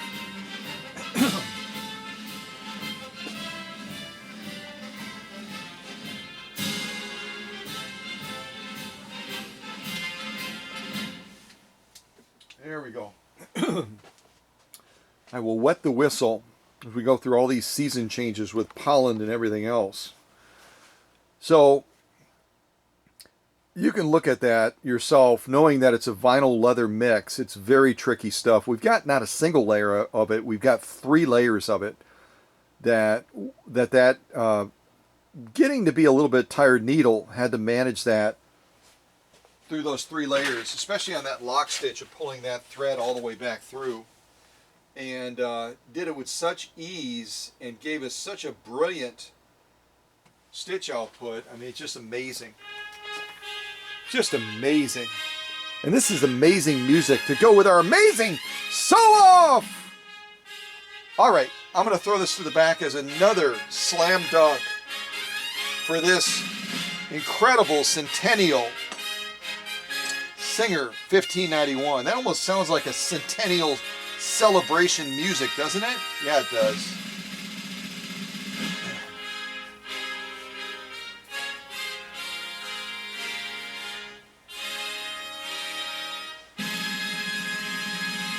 I might play that one again. That is just downright fun, isn't it? Isn't that a fun song? As a matter of fact, you know what? We could do like an outrageous sew-off and then have that as like the climatic music leading up to it. Let's do that. We only have 44 seconds, so I better do more sewing and less talking. All right, so here we go. As a matter of fact, I'm going to cheat and get the material in place. All right, we've done 2 layers of elk hide innumerable times. I want to try something that I did not try off camera, so I don't know what the outcome is going to be. It might be a total success. It might be a total failure. But that's okay. You're going to see it live. I'm not going to edit it. I'm not going to gloss over it. If it turns out great, then it's something I'll probably try on other machines as well. I've done 2 layers of elk hide before, several times. I don't believe I've done 3. If I've done 3 before, then type it into the chat when I did 3, because I don't remember doing 3. So I'm going to fold it in half, and then I'm going to fold it one more time to a crazy, insane level of thickness. I've got to kind of manipulate it here to get it set up. I'm going to do a stitch line down the middle. I'm going to hope that I don't break a needle. I mean, it's a big needle, but this is a huge sew-off that we're about to take on. Look at it from the side, folks. 3 layers of elk hide. This is not even household level anymore. This 1591 was considered to be a household sewing machine. Already what I've done on it is way outside the scope of household. Now we're going to be doing a sew-off of this thickness, which is probably about 10 to 12 ounces of genuine elk hide, chemically processed, using this 1591, this Centennial machine. Yeah, it's crazy. It's crazy. I probably shouldn't. I should have tested this before I took this on. And I don't even know if I'm going to be able to get it underneath the presser foot. It may not even fit. If it won't fit, then I guess I'll have an excuse to not do it. But you know what? Dag nabbit. Look at that. Look at that. And the 1591 has a real nice hyperextension. See that? We don't need it. We don't need it. I'm just sliding that into place, and we are going to blast this and hope that we make it down to the finish line, because this is not, I shouldn't be doing this. It's against my better judgment, but it's fun. It's fun! So I'm going to drop that presser foot, 3 layers of elk hide. I got to kind of keep it bunched together here. Got to try to keep it bunched together. As a matter of fact, I'm going to move over just a little bit. There we go. I'm going to bump up our presser foot pressure just slightly. And I'm going to do my best to manage this sew off. If you can see in the camera what we're about to do, this is why people subscribe to this channel. This is why people get up early on a Saturday morning like this to watch a premiere like this. This is why people stay up late around the world. Sometimes they're up until 1 or 2 o'clock in the morning when we do a premiere in the evening because of the time difference, because they want to see crazy, outrageous stuff like this. This is extreme sewing. This is extreme sewing. We should get t-shirts made. Yeah, make a note. Make a note, we should get t-shirts made. Extreme sewing. Yeah, we should. Holy mackerel. We're only going to have 44 seconds, but we won't need that much time, I don't think. Unless I break a needle, then it is what it is. But at least we tried it. At least we tried it. I never remember having done 3 layers of elk hide before. I never remember having done it. If I've done it, then I've got total amnesia. I probably blocked it out because it was too traumatic. That's probably why I can't remember it. Oh my gosh. I'm just looking at it going, should I really be doing this? Really? If you think we should proceed forward and do this, type in the chat something to encourage me. You already know how much time I put in these machines, and we'll look at that through the progress shots on Facebook that I posted. But this is outrageous. This is ridiculous. This is crazy. Which translates to fun. Yeah, it does. Oh my goodness. All right, let's just do it. I hope you typed something in the chat to encourage me. Go for it. Done. No worries. Blah, blah, blah. Whatever you typed is cool. Here we go. All right. 3 layers of elk hide on a quickly growing, tired needle. Here we go, folks. Keep your fingers and toes crossed. This is insane!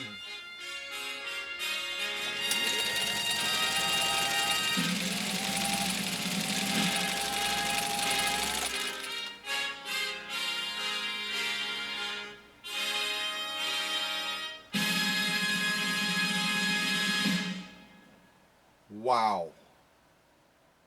What? Wow. What? Not to mention, and you wouldn't have seen it, but I also moved this down into the satin range on stitch length to do a sew off like this. That is a new level of insanity. That's a new level of insanity. Check this out. Where am I? There I am. See where that stitch length is? Right around 25 stitches per inch. Where else would somebody try to do a sew off like this at 25 stitches per inch? Oh my gosh! Oh boy. All right, let's do roast beef of Old England and then look at these stitches. Oh my gosh. Goes to a satin level stitch through about 16 ounces of genuine elk hide. Only here on this channel, folks. Only on this channel.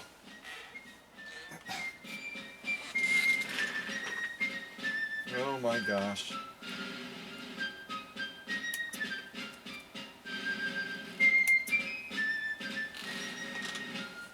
And if I were to do this again, I probably wouldn't, but no, I probably would.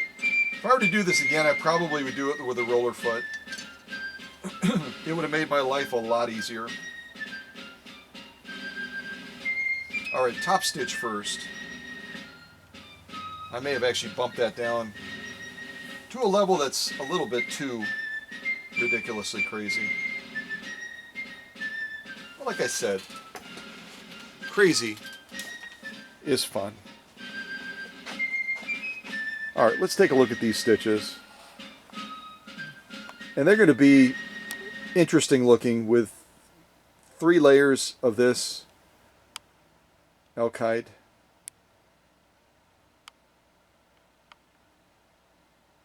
Yeah, I went too small.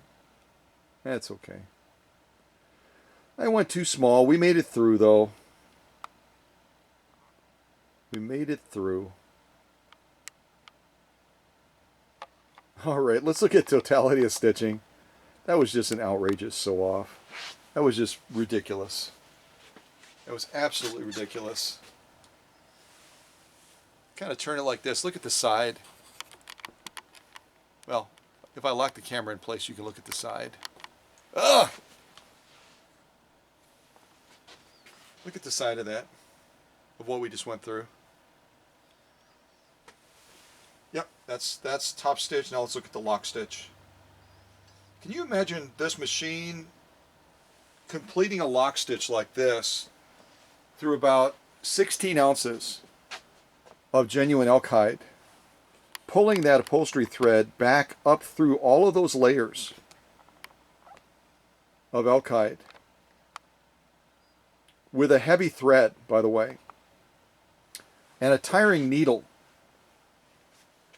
and yet getting the job done and making it look easy. It's ridiculous. All right, what's this next song? Officer of the Day March. Officer of the Day March.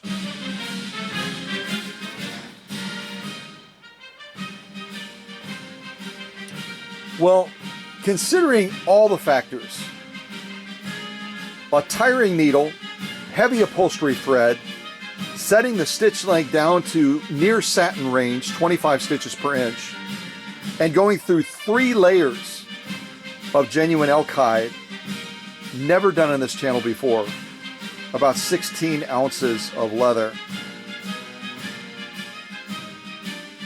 I am very impressed. Let's go all the way across and take a look.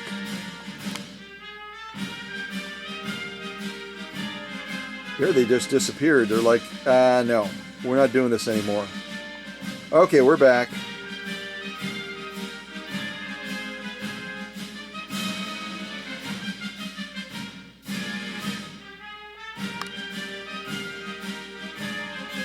Yeah, a roller foot would have helped. A roller foot would have given us even better delivery on the stitching. You know what? All things considered, with this being a totally outrageous sew-off, I'm very happy. Again, if we look at the thickness of this stuff,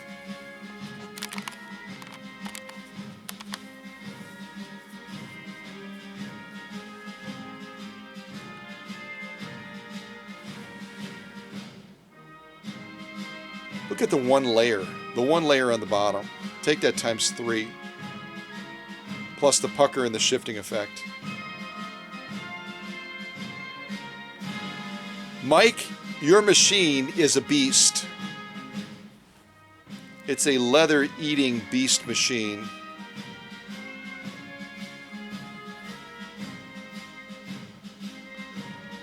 Wow. I'm going to throw that to the back as a pass. I don't know that I'm going to give it a page 34 because stitching like that is passable, but because of all the elements that we're putting into play, we'll just leave it at that. But the fact that his machine made it through and there was no pause, there was no needle hitting the leather and going, oh! Very, very strong machine. Very strong machine. Very impressed.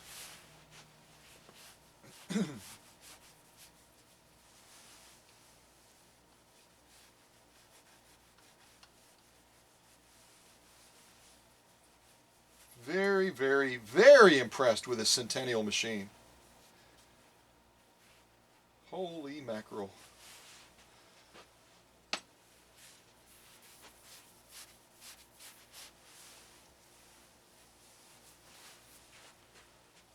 Not to mention we did decorative stitching with it too.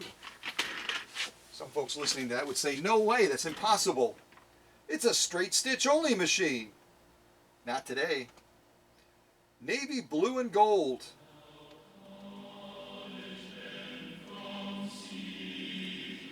We've covered pretty much every branch of service, except for the Coast Guard, I think.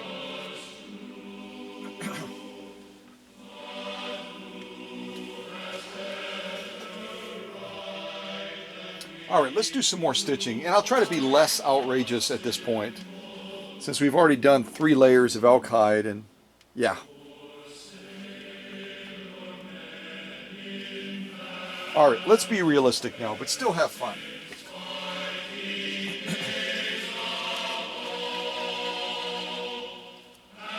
Let's do some denim sewing.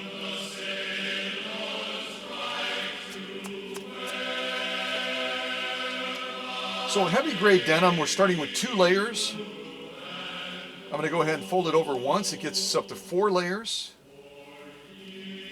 6 layers,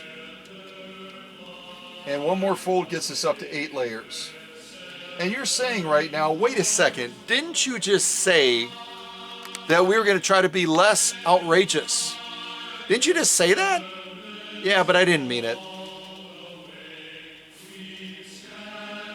Premiere is all about testing the machine and pushing it to the limits. And 8 layers of heavy grade denim should just about do that. All right, let's give this one a try, shall we? Yeah.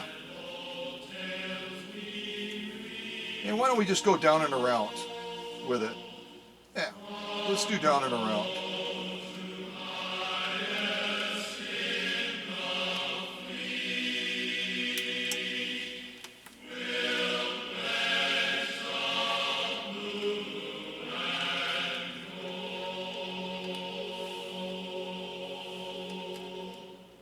All right, down and around 8 layers of heavy grade denim. We'll see how this machine does. I mean, 8 layers of denim. Not likely that folks will ever sew that many layers, but we set our own trends, don't we? National emblem. National emblem is the next one.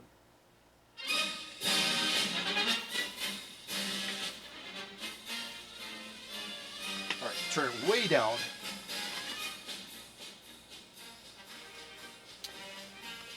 Okay, 8 layers of heavy grade denim, a tiring needle, a very strong machine, and a task that would make most machines, many of which would be vintage, run away screaming. Here we go, folks, 8 layers of heavy grade denim. Does the craziness ever stop? Nope, not today. Here we go.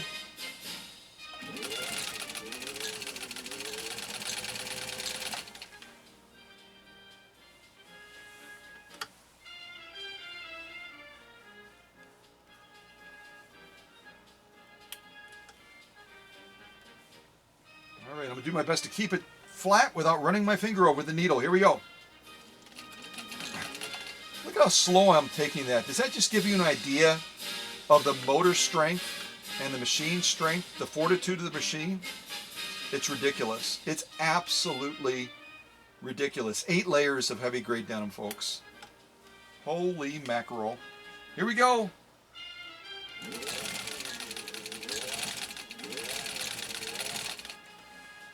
Okay, I hear you. I'll close the box. I'll try to close the box.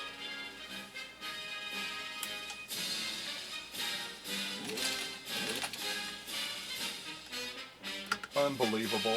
Unbelievable! Jiminy crickets. Wait until you see these stitches, folks.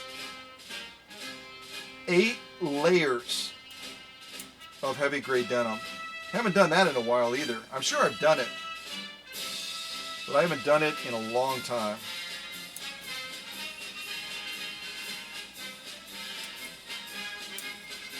Tell you one thing, if you have to mend anybody's pants, Mike, no worries. As long as it's not like 16 layers. Probably do that with a fresh needle too.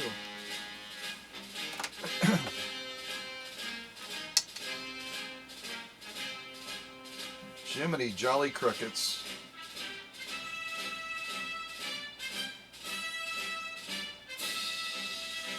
All right.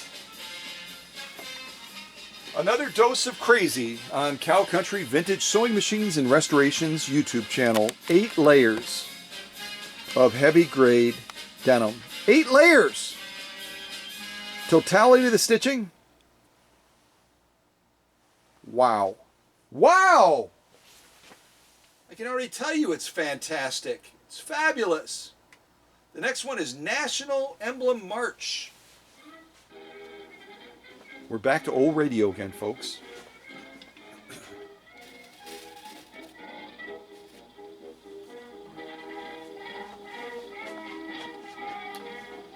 Folks, I haven't even gotten close yet. I'm just going to tell you page 34.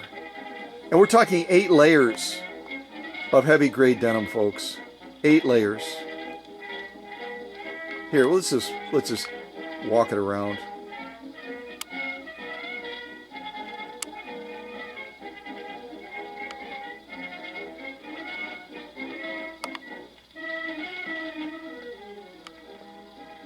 Pause right there. Look at that.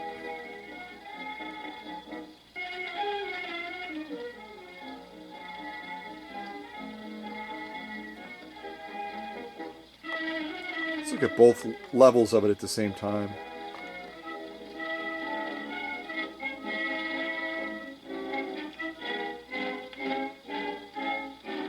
Wow. Unbelievable. Unbelievable. On a needle that we've been beating, I mean, needle abuse, as Sonny would say, needle abuse. And yet, this 1591 says, I don't care if the needle is weak, I don't care if you're using upholstery thread. I'm going to go through these 8 layers of heavy grade denim like I'm sewing a light cotton material. That's exactly what this machine just did, folks. It just went through these 8 layers of heavy grade denim like it was a light cotton, like it was, boom, done. What's next? Mike, Army Strong. Army Strong. I cannot challenge your machine, man. I cannot do it. It's laughing at me. It's laughing at me and laying down stitches like this. All right, what are we going to see on the lock stitch? Let's go totality of stitching and flip it over. See what we see. Here we go.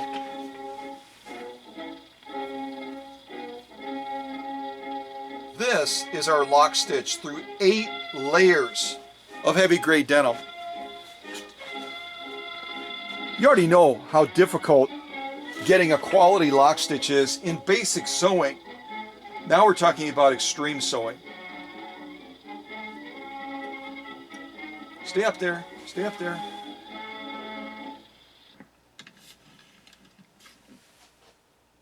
That was weird. It's like they took the needle off the record right in the middle of it. That was kind of cool. All right, so let's zoom in on this. Let me pause right there while I pick out another song. And you can tell me what you think of that stitching. I'm seeing page 34 all over it. All over it. So that was National Emblem March. And now I'm going to do, we got a lot of national emblems here. Now I'm going to do National Emblem Inauguration music once I go all the way back down because it scrolled by itself. Ah! Okay, we're back. This runs 1:25. National Emblem Inauguration music. Yeah. Holy mackerel. I mean, starting right over here. Look at that.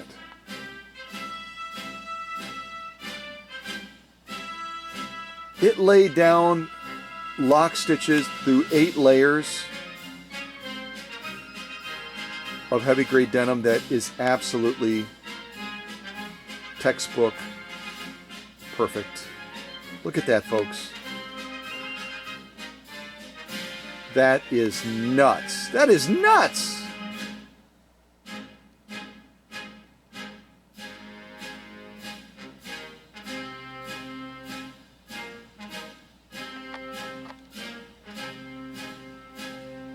Wow.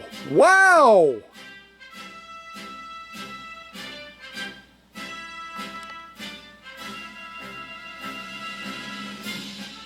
Unbelievable. Unbelievable. 8 layers. of heavy grade denim, and this 1591 just did it like it was. No worries. No worries.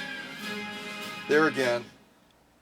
That is absolutely what we want to be seeing. I'm going to throw that to the back as well as a definite pass.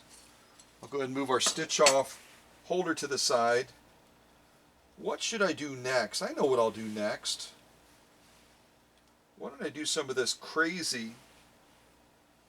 No, that's difficult. Let me do something super easy. Like this quilting type fat quarter. I just think that's such a ridiculous name, don't you, fat quarter? And we're going to go and buzz around this a little bit, kind of like we did with the ribbon material. This is called March, and it just scrolled again. Why does it do that? Ugh.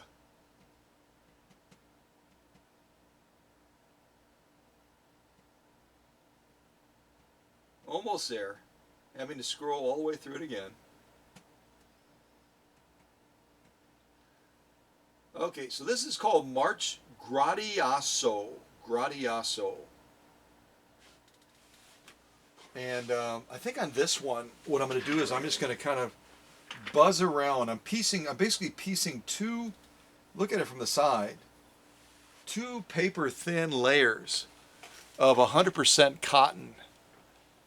Similar to what folks would be doing in quilting when they're piecing materials together. And I got to zoom in more. I'm like way out there in South Dakota. Nothing wrong with South Dakota, that's for sure. And I think we'll do like a sewing around in a circle thing with this a little bit. I hope I don't run out of bobbin thread, although I have another bobbin wound, so we're in pretty good shape.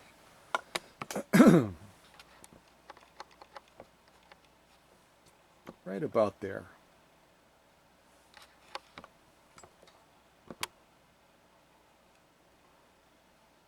Once the camera stops moving.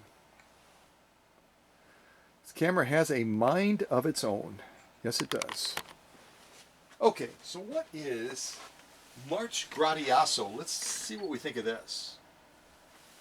I'll turn the volume down.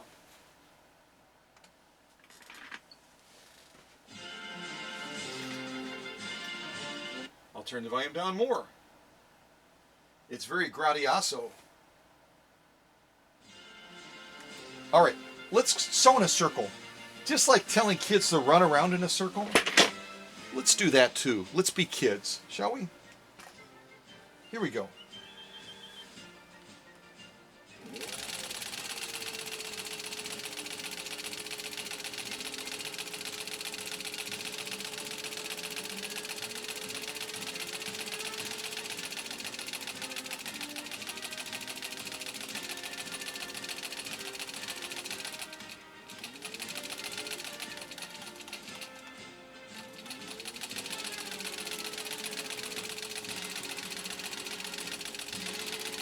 Oh, I went out of the circle. Don't color out of the circle. Slow it way, way, way down now. We're getting really tight in here. Turn, turn, turn, turn. All right, good enough. Jiminy crickets. I think I worked up a sweat. Almost.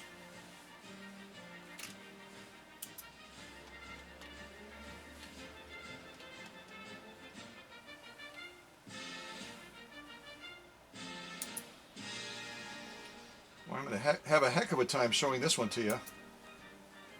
I'll do my best.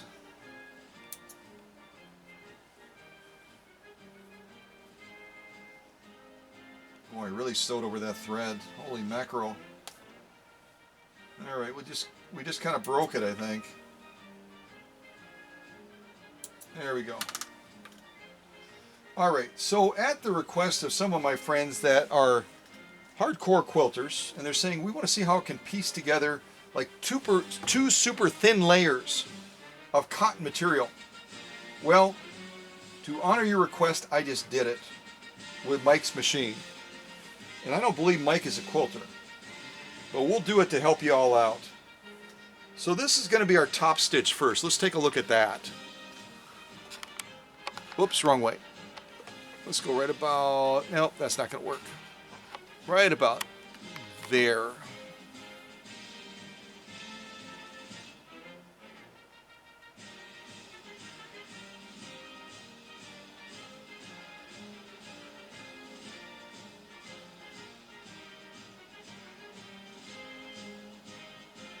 Too many crickets. I've got sewing way out there on the edges too. I'm everywhere.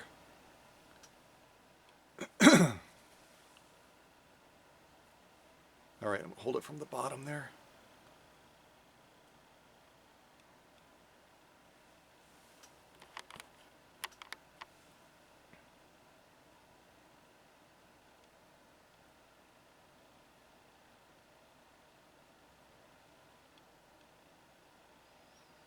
Folks, those are some gorgeous stitches.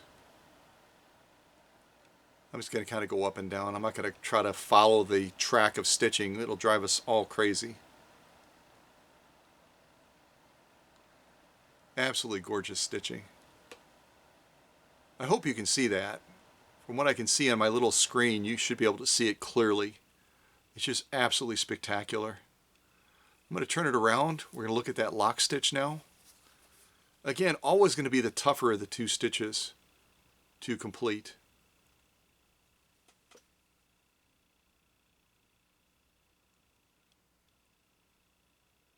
Oh, I missed a total row over there. There it is.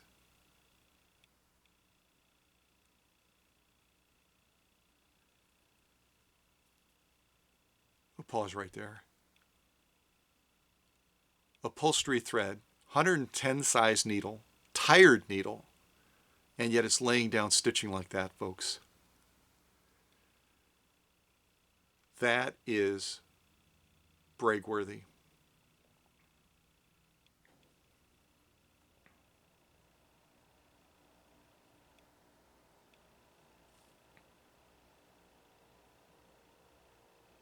Absolutely fabulous. Absolutely fabulous.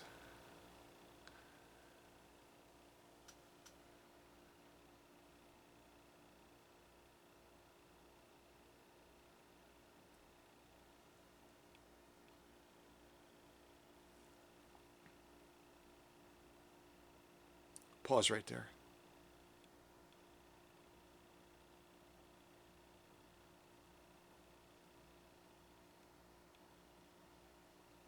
Well, I'm going to give that a definite pass for a light sew-off with a quilting flavor and flair to it.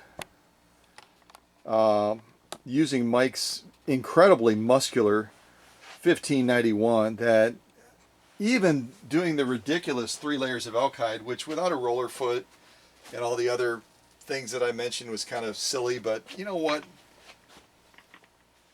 The machine did not struggle at all with it. It was more of a, let's just do it. Let's just try it.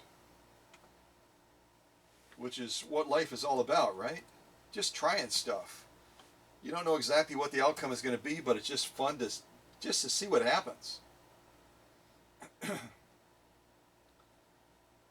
Well, that was March Gradiaso. Let's do Jack Tar. Jack Tar now.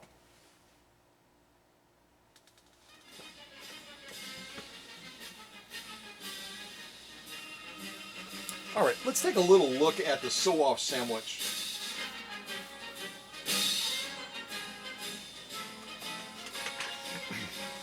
Let's look at a sew-off sandwich, shall we?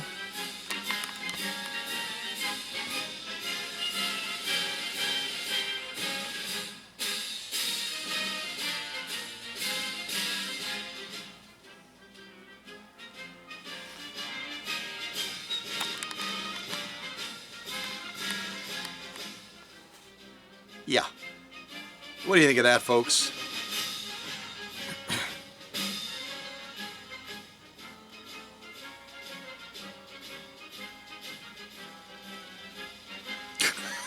Oh my gosh. They're going to come with a straitjacket for me. Anytime now, the Sewing Patrol, which is probably comprised of a group of very exclusive quilters. You never know. But they're going to look at this and go, that guy's out of control. That guy is out of control. This is fine. This is our territory. He laid down page 34 stitches going in a circle. And there's nothing wrong with going in a circle. There's the other side of that one again. Yeah, beautiful. Beautiful stuff. But then he got outrageous. He got crazy. He put this funky attachment on there. And he did this kind of stuff. What's that about?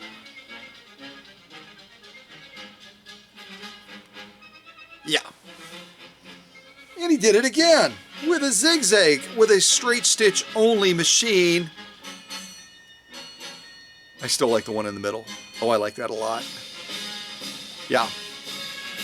Then he moved into the leather range and he did elk hide.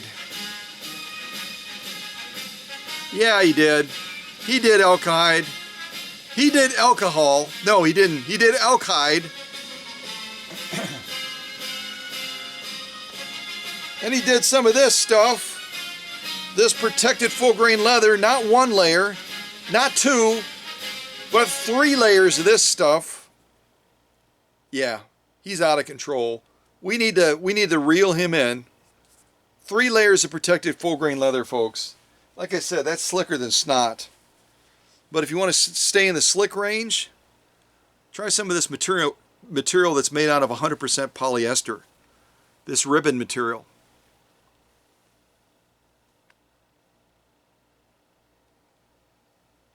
Laying down stitching like that. Laying down stitching like this for a lock stitch.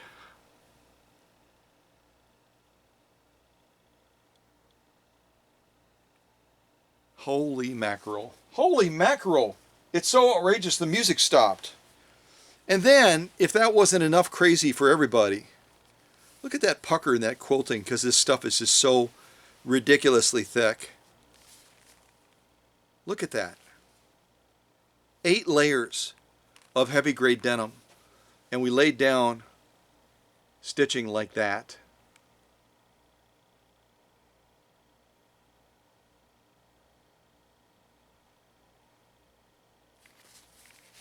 And like that.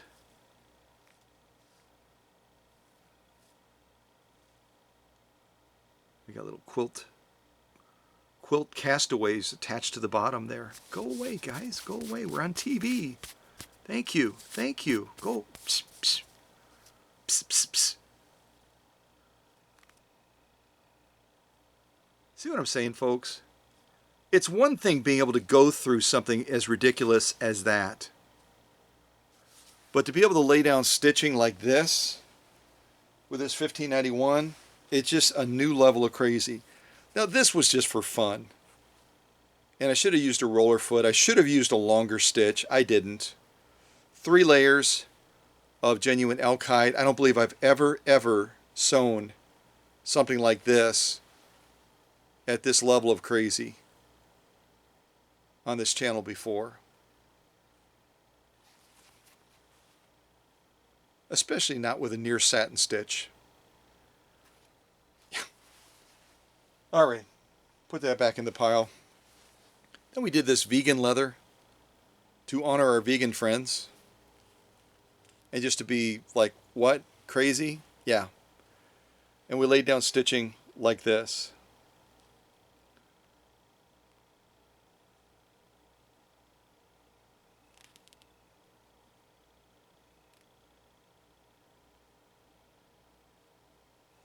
Look at again the thickness of what we went through.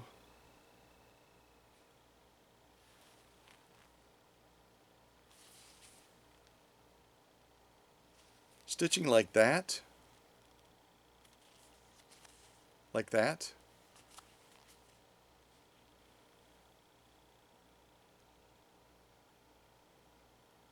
Unbelievable. Unbelievable. Like I said, on no other channel are you going to see extreme sewing like this. And a sew-off sandwich like this, and we're not even completely done yet. I know, it's insane. But that's what sets my machines apart from any other machines in the world. Is you've seen that machine be able to accomplish things that would just kill other machines, including some vintage machines. And we haven't even given Mike's machine a challenge yet, to be quite honest. It's just gotten done so easily. It's only beginning to warm up and show some sign of, okay, yeah, that's a little bit more of a challenge, but not really. So that was Jack Tar that we just did. Now we're going to do Hands Across the Sea. Hands Across the Sea. Let me get another drink.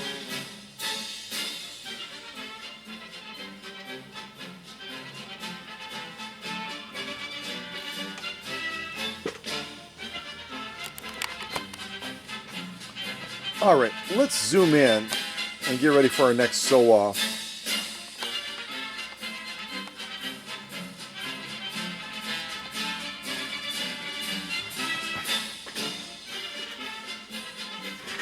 Of course, we have to sew acrylic fiber at some point. That's what they make awnings with, right? But I also want to sew another material.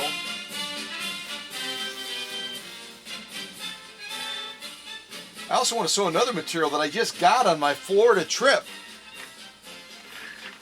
Those of you that follow me on Facebook know that I had the fun surprise of Emma driving all the way from Naples, Florida, which is like about 3.5, 4 hours, all the way to St. Augustine, where I was, to spend the afternoon with me, kind of hanging out. She had been to that area before, so she was almost like a built-in tour guide, knew a lot of the stuff, the ins and outs and all that kind of stuff. And isn't that the greatest thing when you're in an area that you're not familiar with, but someone else that's with you has been there before, and they're like, hey, I know what this is about.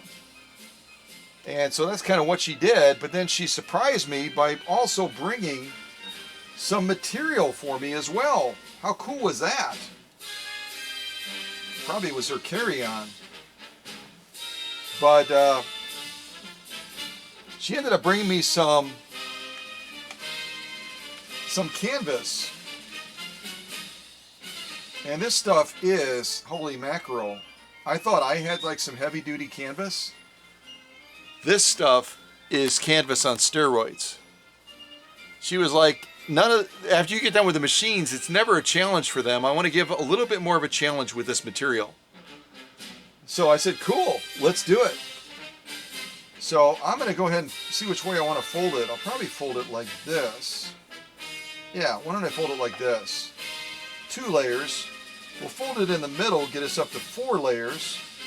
We'll fold it again, get us all the way up to 6 layers. What do you think? This is like commercial grade canvas on steroids. Yeah. All right, let's see how Mike's machine, let's see if we finally are going to challenge Mike's machine.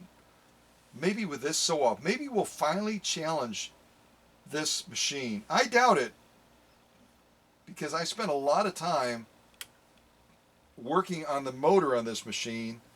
And as I said in my Facebook post, I think it's one of the strongest 1591s that I've ever restored for a customer. I think it's the strongest one. I mean, look at what we're about to do, right? Didn't I say 6 layers?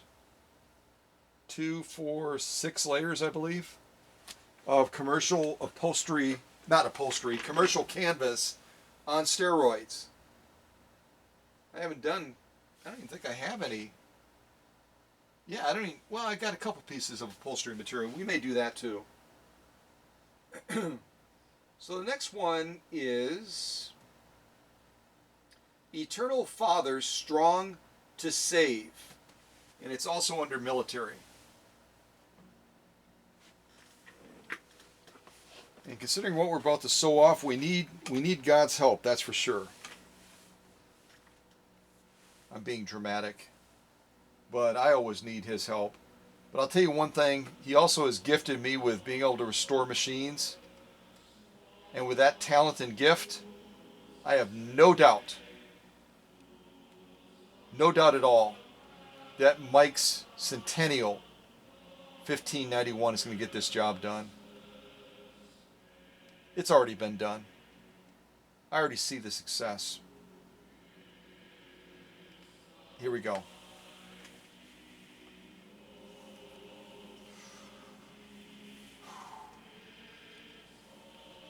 All right, Emma, I'm putting your material to the test, kiddo. Let's see how it does.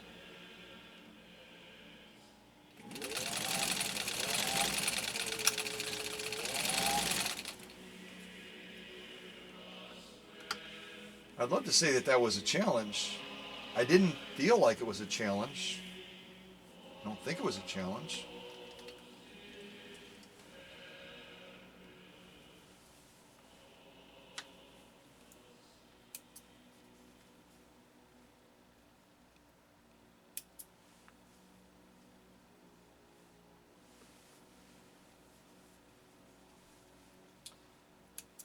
The advantage of sitting at the workbench and doing this is that I can see these stitches before you can see them clearly. We got something special here, folks, with 6 layers of this commercial grade canvas that Emma gave me down in Florida. I'm just going to say wow. Wow. Try to get the right angle so we can go all the way down this row. I'm already seeing page 34, folks. I'm already seeing page 34.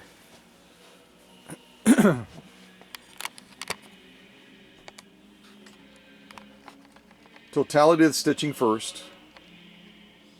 And that's a real long piece. It's not just, doesn't appear to be long, it is long. I'd say probably about 8 or 9 inches long. All right, let's zoom in on this now and take a look. Again, we're going to look at the top stitch first.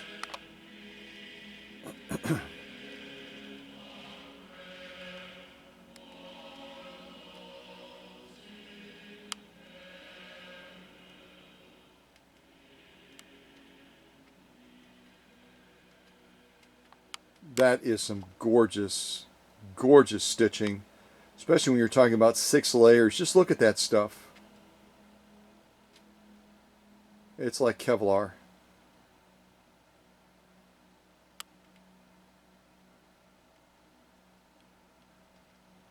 Pause right there.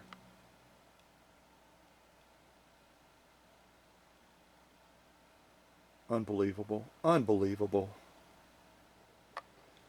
Folks, that is, look at that. That is absolutely a page 34 outcome. You're talking about a super tired needle, size 110, which is a size 18, heavy upholstery thread that we're using. Now, if we can lay down stitching like this with those scenarios and a tired needle to boot, this 1591 is ready to take on anything. And if I turn it over and we've got an equally page 34 lock stitch, game over. I might still do the acrylic fiber for kicks and giggles, but what's the point? What's the point? Eternal Father, strong to save. Boy, is that true. And boy, did that just evidence what faith and effort can do, giving you a sew-off like this. Just absolutely spectacular. Let's turn it over and look at that lock stitch.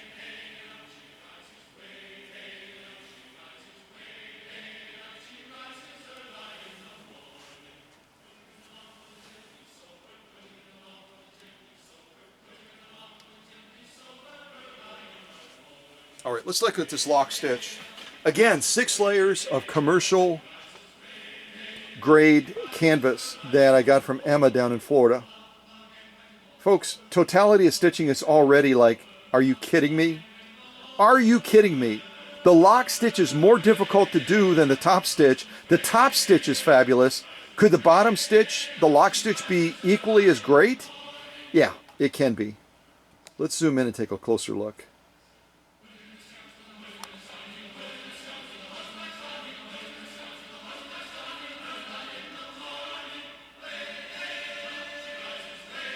Yeah, I think we're a little bit heavy on the upper tension, but I mean it's a beautiful stitch. It may be pulling just a little bit hard. 6 layers. Oh man. Oh my goodness.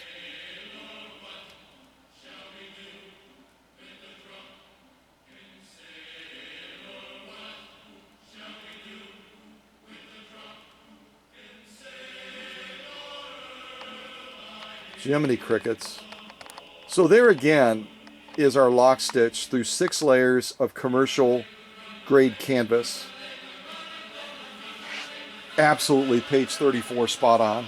If you agree, type it in the chat. I'll turn it again and just show us that top stitch.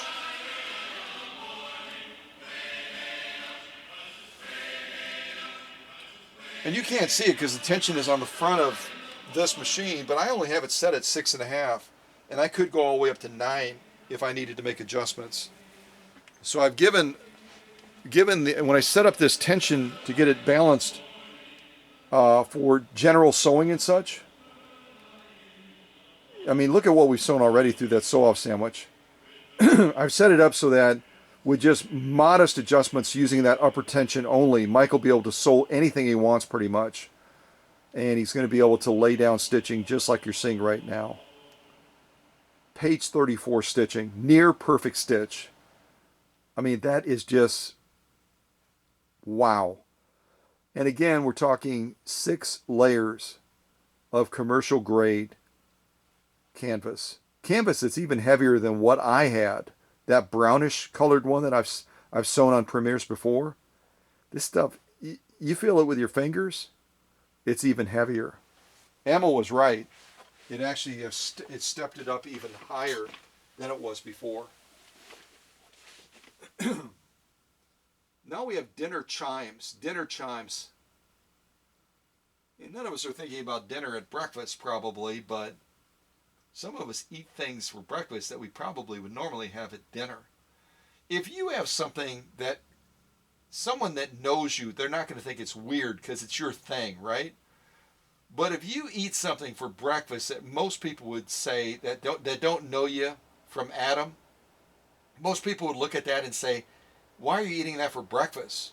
If you have a special thing that you eat for breakfast that most people would say, that's ridiculous, that's weird, that's outrageous, kind of like the sew-offs we do on this channel.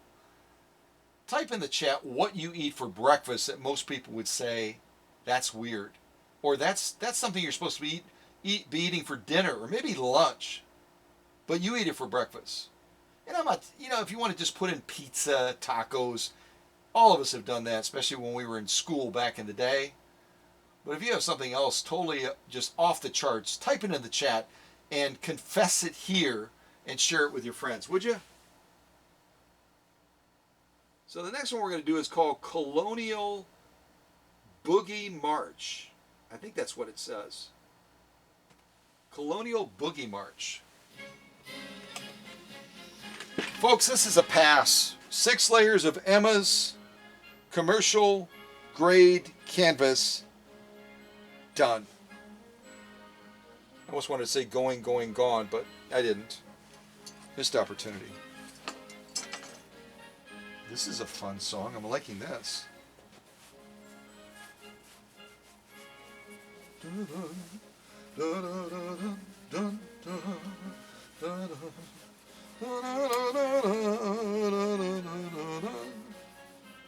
Bum, bum, bum, bum, bum, bum.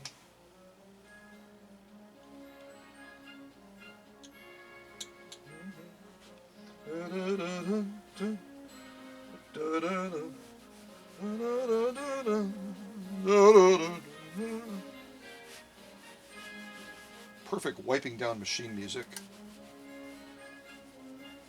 This is also a whistling song, isn't it? Don't they do this as a whistling song? I'm pretty sure they do.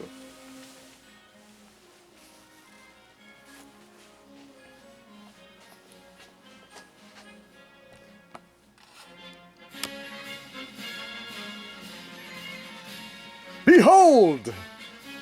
The Centennial Singer 1591. Soon to be heading to Mike in Attleboro, Massachusetts. Again, Mike is former Army, hua. Absolutely amazing what this machine has done.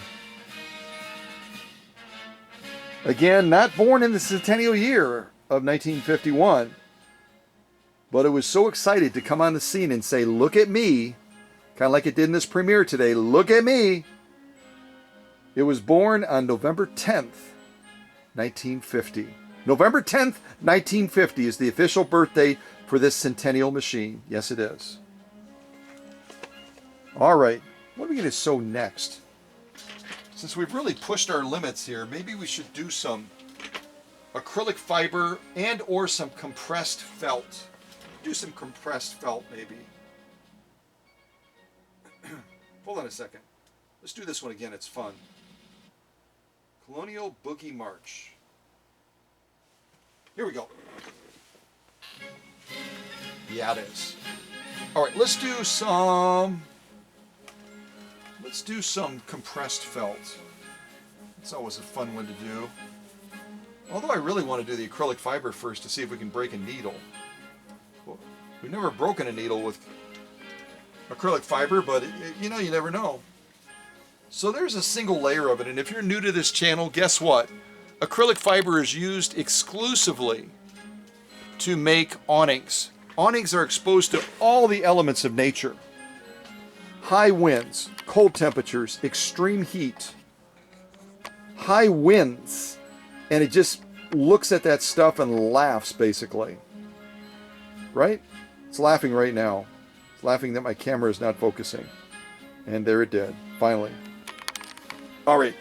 All right. All right. A little something there. That was weird. Okay. So acrylic fiber, incredibly intense stuff. Again, all I have to say is it's used for making awnings, and if you know anything about awnings, that should be enough.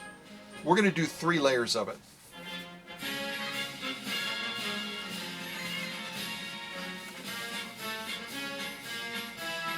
Now that doesn't look like much, but it is, because it's acrylic fiber. Let's try to go down and around on this and hope that we don't run out of bobbin thread, but you never know, we might. All right, down and around with acrylic fiber. Take up arm all the way to the highest position. Here we go.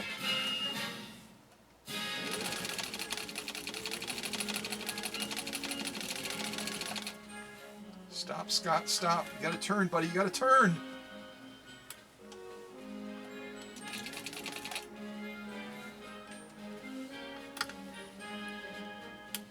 All right, down to the finish. And just a little bit of gas. Here we go.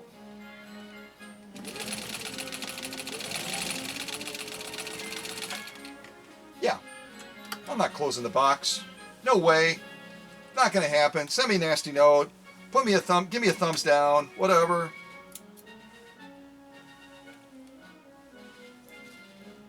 All right, clip, clip. 3 layers of this stuff is insane. Yeah, I can see already that I probably needed to bump that upper tension up just a little bit to get that thread to pull through with more definition. I might do 1 more stitch row down and just do that. All right, so this is our top stitch. Again, 3 layers of acrylic fiber used for making awnings. All right, I'm not going to do the totality. I'll do the totality thing, why not? Totality of stitching, absolutely fabulous. Let's look at both rows together.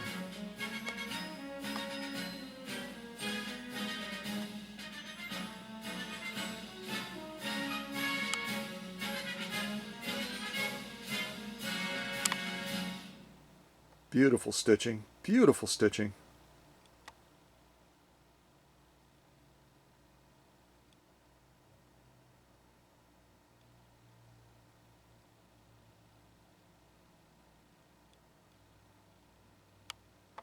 Absolutely gorgeous stitching. Totality of the stitching again. Let me turn this over and let's look at that lock stitch. I think that lock stitch is going to be just a little bit on the weak side, which tells me immediately that we should have bumped our upper tension up. And if we were sewing this all day long, that's exactly what we would do. But again, looking at it from the side, when you sew it, you see what 3 layers of acrylic fiber looks like? And knowing the intensity of this material and how it's made to withstand all the elements of nature. And it's also stretched in the process, usually over metal frame or something like that to create the awnings. I mean, this stuff is like bulletproof. We turn it over and look at the lock stitch. It's not a horrible lock stitch, but it's weak. It's weak because, again, that take-up arm and that needle need to be able to pull that thread all the way back up through these 3 layers of acrylic fiber. And there just wasn't quite enough pull. See right there? Right there on the edge, we're actually seeing the knots. So it just wasn't strong enough. That pull up, the bobbin was pulling down much harder than the upper tension was pulling up. And yet it's still, at points, it was like, the engine that could. It was like, I think I can. But it was struggling. It was losing the battle. That bobbin case was flexing its muscles and saying, I got you. I got you right where I want you. But we're going to bring justice right now. We're going to bring justice to what, they're not horrible, but they're weak. So let's give some muscle back.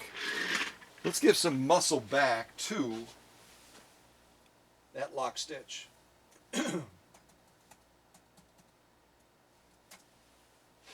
Let's give some muscle back to that lock stitch. Call to statesmanship. That was a pretty good one. But now we're going to play Bravura. Bravura. There it is. Bravura. Sounds almost like a Russian submarine song, doesn't it? Yeah, it does. Oh, this totally, I feel like I'm on a Russian sub in the Cold War or something. This is awesome. So we're gonna make this right. I'm gonna make a bump up on our upper tension to see if we can't make an impact on that lock stitch for these 3 layers of acrylic fiber. Definitely not an easy task. I just hope I don't bump it up too far. All right, so 3 layers of acrylic fiber. We're going to try to buzz down it one more time and lay down this last row of stitching down the middle and see if we can get a better defined lock stitch. Here we go. Along with our Russian submarine music.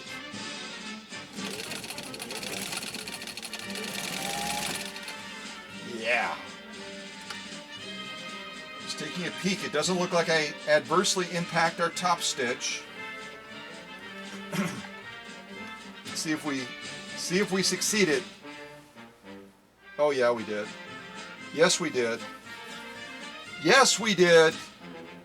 I love encountering problems during live premieres and overcoming them. Yes, I do. I actually may have turned it up a little bit too high. But I didn't kill our top stitch. We still got a good looking top stitch. So, but I'd probably tune it back just a little bit, maybe just a tiny little bit. All right, let's first of all look at the top stitch and just confirm that I didn't kill the top stitch. Because again, when you're ratcheting up your upper tension to get a better defined lock stitch, if you go too far, you're going to be taking away from that top stitch. You're going to be diminishing it. You're going to be weakening it. And I don't think we did that.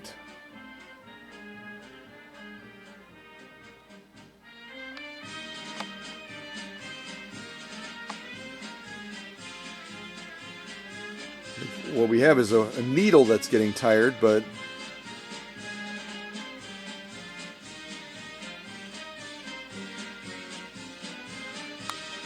all right.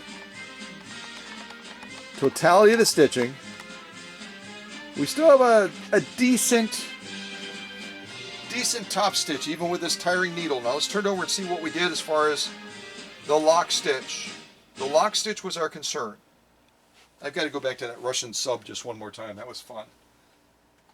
Gonna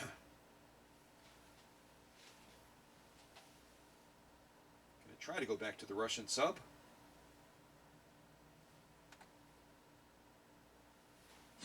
Yeah, now we are. Okay, so our concern was, could we give a little bit more poppiness to the lock stitch? Let's see if we were able to accomplish that with a simple bump up on the upper tension. Let's see what we did. So again, these were, let's look at the top row first.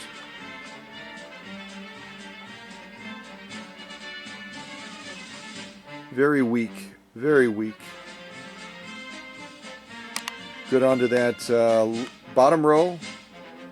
Not bad. Some spots there are little peaks and little flares of I got this. Now let's go to the middle row.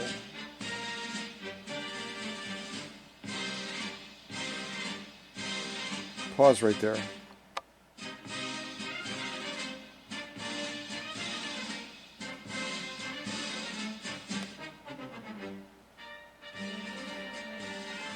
A huge improvement, but I think I may have gone just a little bit too far.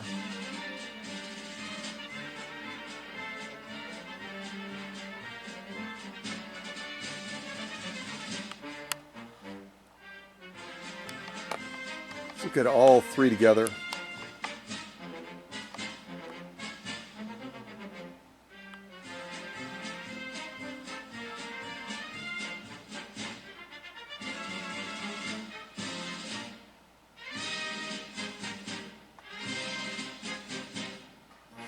A definite improvement. I'm very pleased with the impact. I'll just kind of come in like right here.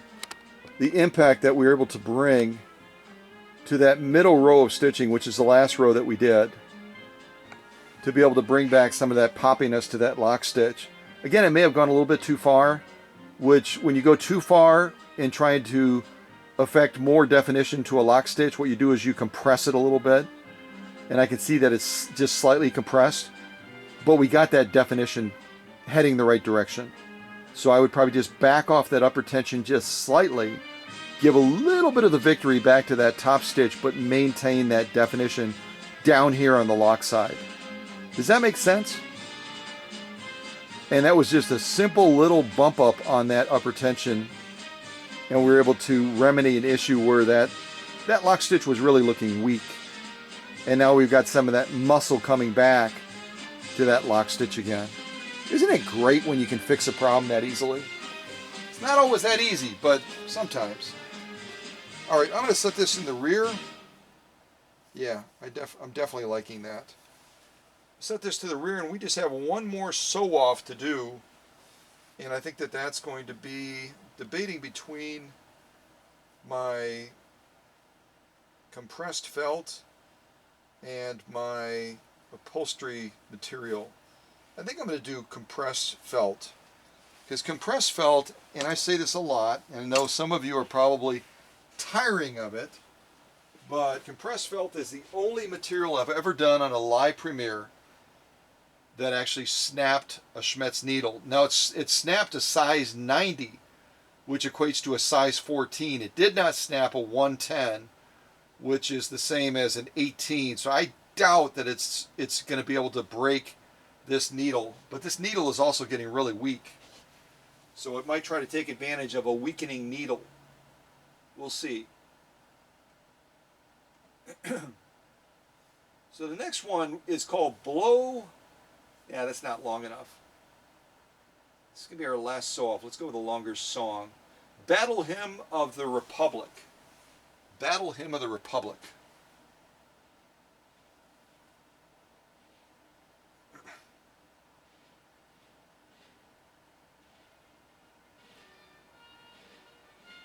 There we go. And it's probably going to get louder. I probably have to turn it back again. That's okay.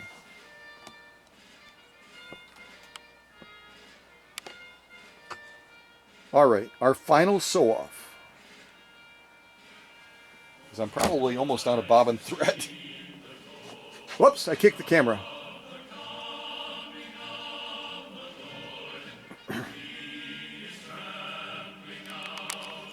All right, don't kick the camera again, Scott.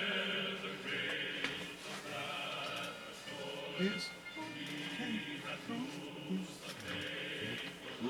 is marching through. His truth is marching on.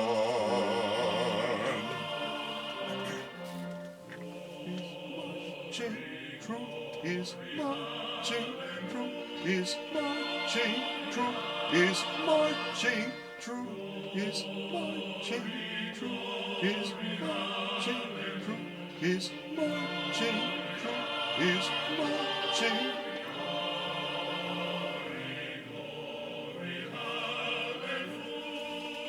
Amazing hymn. What an amazing hymn!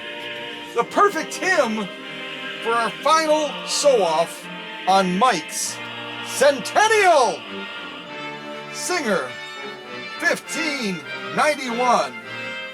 Born just a little bit before the centennial year, but hey, it's okay.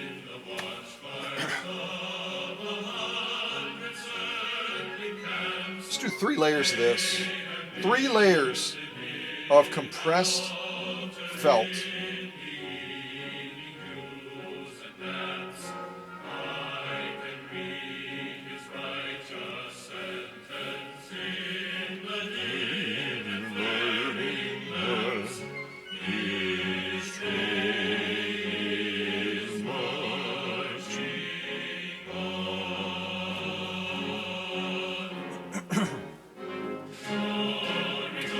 Three layers of compressed felt, folks, our final sew-off.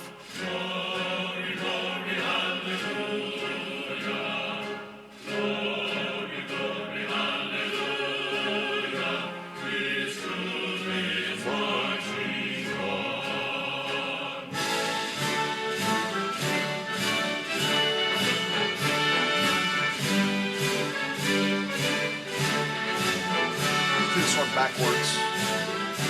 As you start on the left, I'm going to start on the right.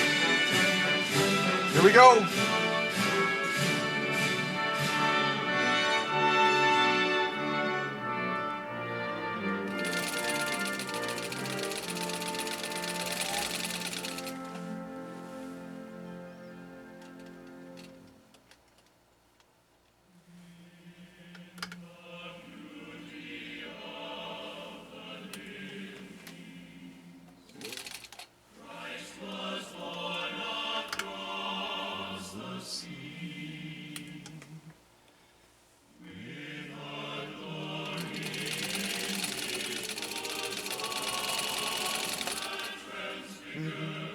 You and me, as He dies, meek and holy, let us die to make and free, while God is marching on. We're going to have to do one more sew-off because I forgot to turn the upper tension back, and now we've taken away from the top stitch. Woo-hoo. Hey, it's the world of extreme sewing. What can you do?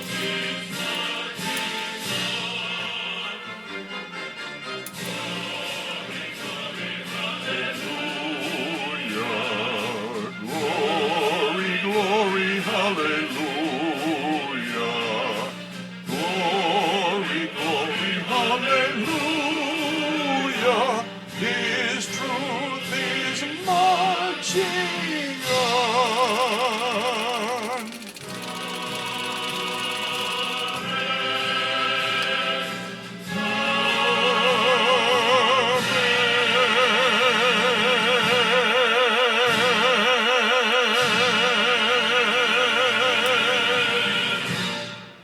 Man, those guys can hold a note, can't they?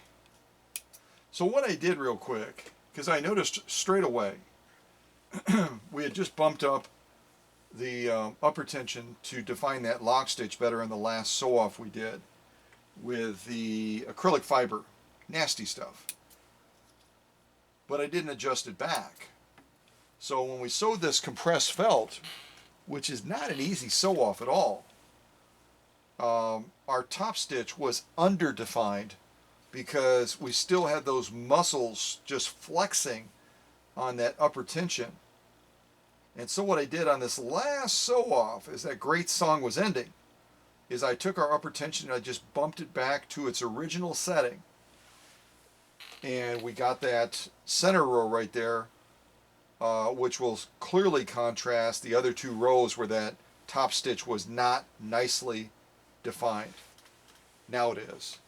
Again, it's great when you can fix a problem so easily as that.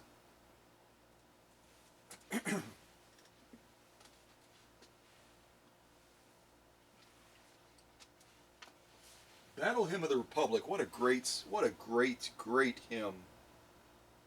What a great hymn. All right, let's do Anchors Aweigh for our naval friends, and I always think of John Smith over in Florida as well, like a lot of my friends. And Anchors Aweigh is a classic naval song. Let's do that straight away.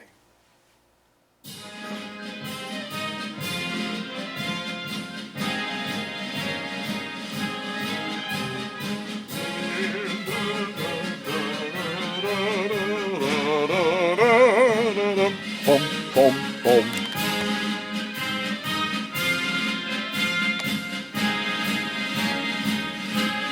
Yeah, even the other two rows are not, they're not horrible at all. Well, you can see the impact that I brought with that center row. Boy, that was short. We really took those anchors away too quick. Of course, it was only 39 seconds, so what do you expect, Scott? Put another quarter in the jukebox, buddy. Put another quarter in. I actually put 2 quarters in. So you can see the impact that we can bring. Look at those 3 rows right there. The upper tension was set too high because we had just done that for the acrylic fiber. And so those upper and lower rows, they're just not what they should be. But as we move across, I think that center row will move us back in the direction that we want to be.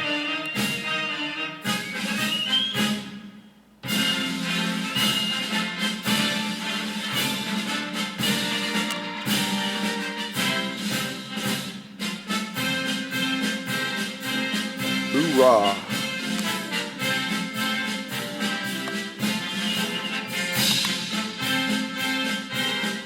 Look at that center row. Well, you can look at all 3 rows. That center row is the correction that I made.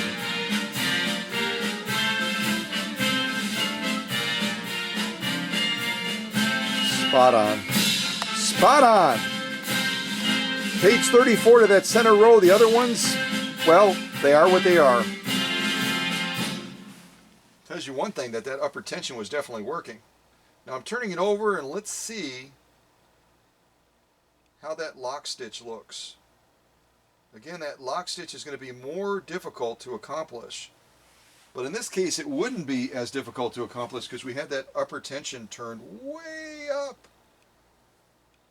Because we were battling that acrylic fiber, that nasty awning material. That awning material was just beating us up. We ultimately won that battle too. And now this is the super long version of Anchors Aweigh. I'm putting a total of 4 quarters in the jukebox. This is for you, John Smith.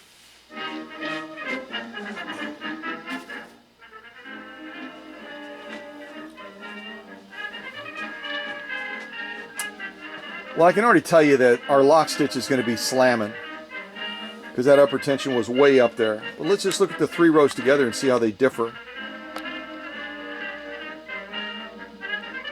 Upper and lower row were our first, middle row was our second. See what I'm saying? If I pause right there, I'm going to pause right there.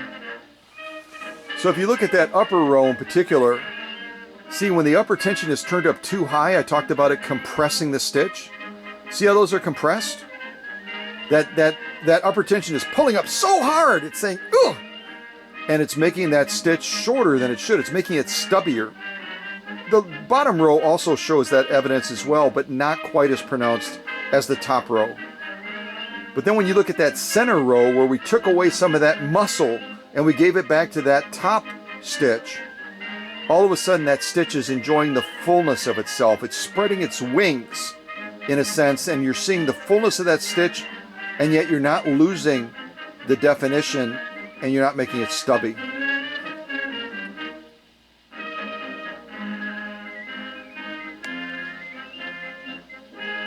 The science of balancing stitches.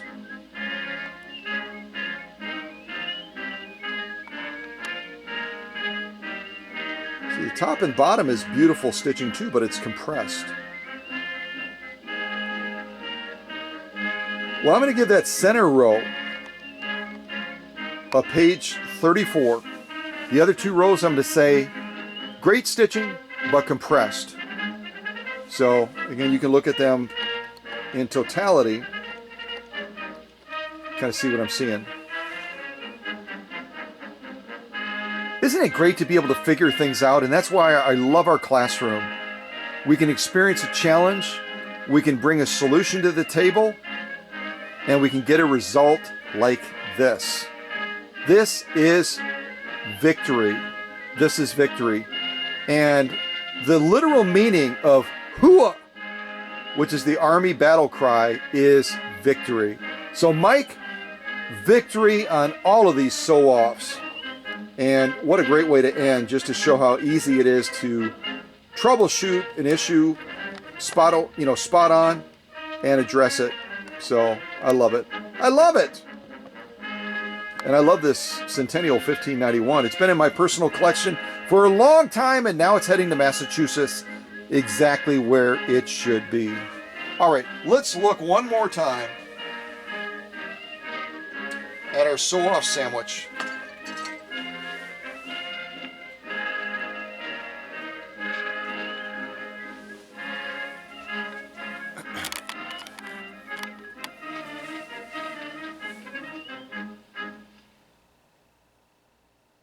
Perfect timing with the music there, but now I have to freeze and I can't move until the music starts again. But I can't start the music unless I go over there, so this is a dilemma. Look at that, folks. This is what really putting a machine to the test looks like. That's not window dressing. That's taking a diverse field of materials. Some materials that are just plain outrageous, like the elk-hide, the 3-layer thing that we did. Look at that.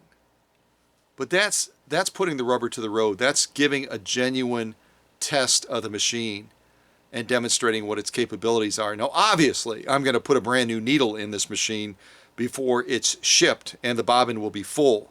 I bet you it's almost empty now. I bet you it is nearly empty after all of this, plus the sewing that I did off camera too. But you know what? This is the real deal. That's why people love this channel. And that's why people will make the investment, just as Mike did, to say, I want one of your machines, Scott. Others have said that countless times. I don't want any other machine. I got a lot of places near, closer to me that I could go to. I want the real deal. I want a machine from that workshop. I want a machine from your workshop, Scott, because I know you're going to put it to the test like this when it's under the bright lights and I'm watching that live premiere, and stuff may go south, but guess what? We're going to address it. We're going to fix it. We're going to move forward victoriously. And whether it's this compressed felt, 3 layers of that, acrylic fiber, boy, that is just a booger of a material. It really is. This new commercial grade canvas that Emma gave me down in Florida, which I love. I mean, this stuff is the real deal. And Mike's machine, I don't even need to say it. Page 34. I just did. And this vegan leather just knocked it out of the park. And even these 3 ridiculous layers of this elk-hide, sewing a near satin stitch. Mike's machine didn't hesitate for even a second to say, I'm going to go through that material. It's not going to be a problem. 8 layers of heavy grade denim. And Mike's machine did it like a hiccup. lighter side, ribbon material, laying down just a drop dead gorgeous page 34 stitch for the top stitch. Try to turn it with 2 fingers here. And the lock stitch. I mean, a machine that is able to sew a diverse field of materials is able to graduate from this workshop and go home to his or her family. Then we got this protected full grain leather, which is also a booger to sew. It is. It's tough stuff. Slippier, more slippery than snot. And look at the thickness of that. Mike's machine did it like a hiccup. Just like a hiccup. Single layer of alkyd was not even a blink of a challenge. That's our lock. There's our top. And we have this genuine cowhide where we use that really cool Singer zigzagger attachment. And we produced all kinds of fun stuff. And I'm sure if I had more time to spend with it, I literally took it out of the box, I put it on the machine, I did one little row and then jumped into this live premiere. So if I had more time to practice with it, I'm sure I could get even some more interesting outcomes using the various cams that I have access to. But even this, just kind of doing it, off the cuff. We had a lot of fun with it, didn't we? Wasn't that fun to see that attachment? If you'd like to see me experiment with more attachments on this channel, type it in the chat right now. Type in the chat, I'd like to see more attachments, Scott. That would be cool. If you can find them, if you got them. And this was our super thin for our quilter friends of piecing together 2 paper thin layers of 100% cotton and laying down stitching like that you can see on camera right now. Absolutely gorgeous. Absolutely gorgeous. So I'm going to throw this to the back, and I think it's time for us to pop over to Facebook and take a look at some pictures that I took, progress pictures. And then we will wrap this up.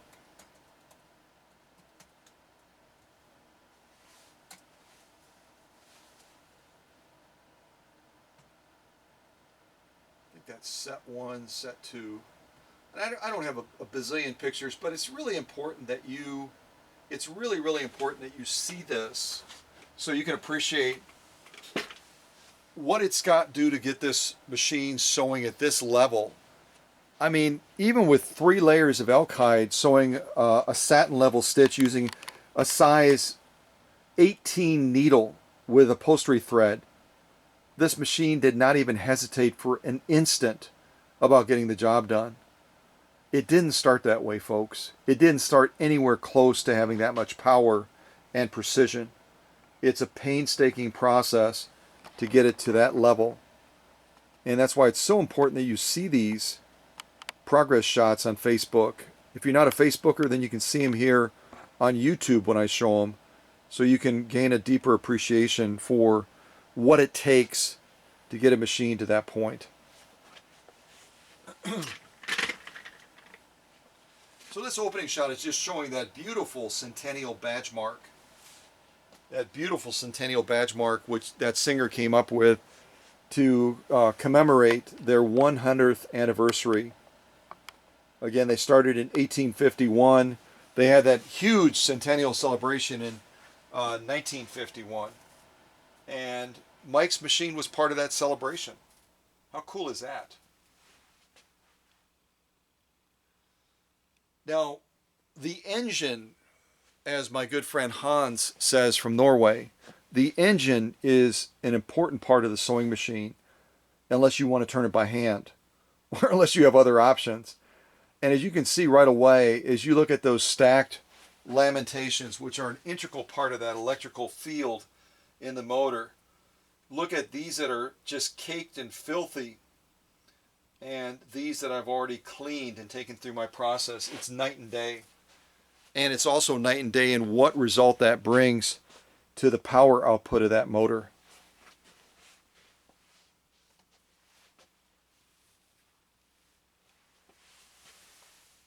And that's just a shot there.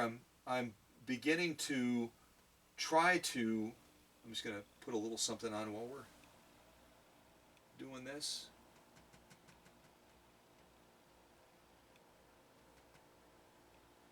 Yeah, that's a good one.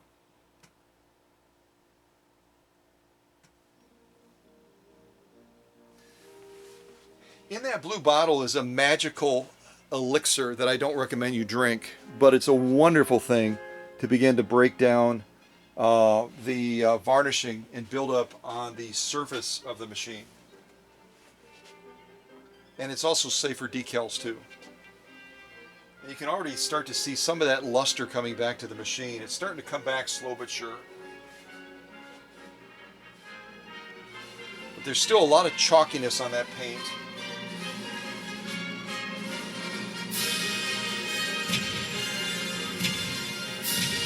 Perfect music, I love it. See all that buildup right there? There's still a little bit of buildup because there's a little bit of a degradation of the clear coat, but all the varnishing is what I was targeting, trying to break that down. And you can start to see the result there, here versus there, where it hasn't been broken down yet.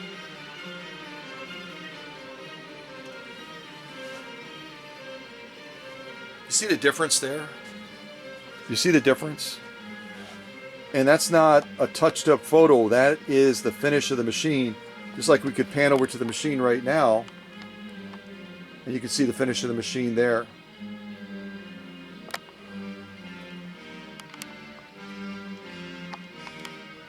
Again, this was not a full restoration. This is all original paint, original decals from 1950.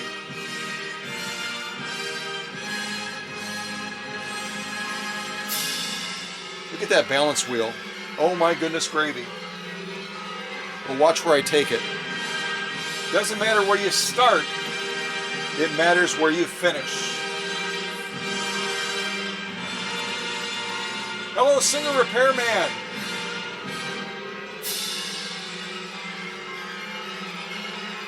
Now we're focused on that wheel again. Oh, it was in a bad state.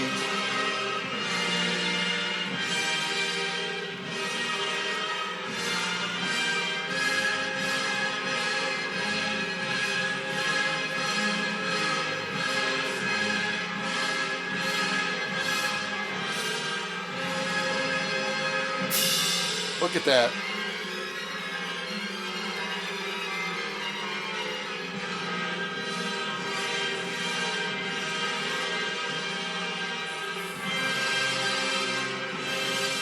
Let the transformation begin.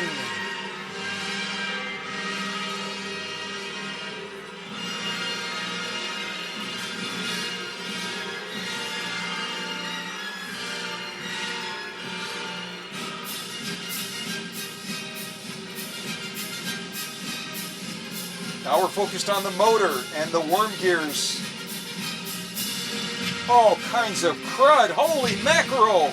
The sewer backed up. Save the children. Jump in the boat when you can. Ugh. Yeah. Crud, go away. That's the way it should look. Victory! Hooah! Oh, some more hiding back there. Let's go after it. Get it out of there. And there's my magical pink grease. Yes, it is. Go. Oh, those are the caps. We got to do something about those. Yeah, there we go. There we go. Yeah, baby. Yeah.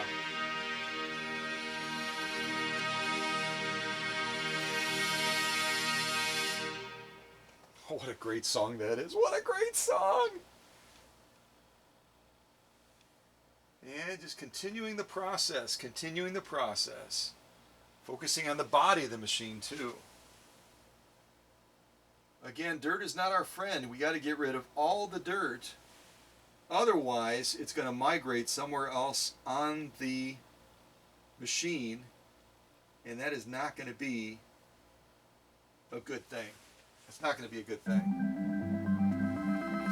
Oh, I didn't even tell you the title of that one. Destiny Day, Destiny Day. Sounds like an old Pac-Man game almost, doesn't it? Yeah, it does.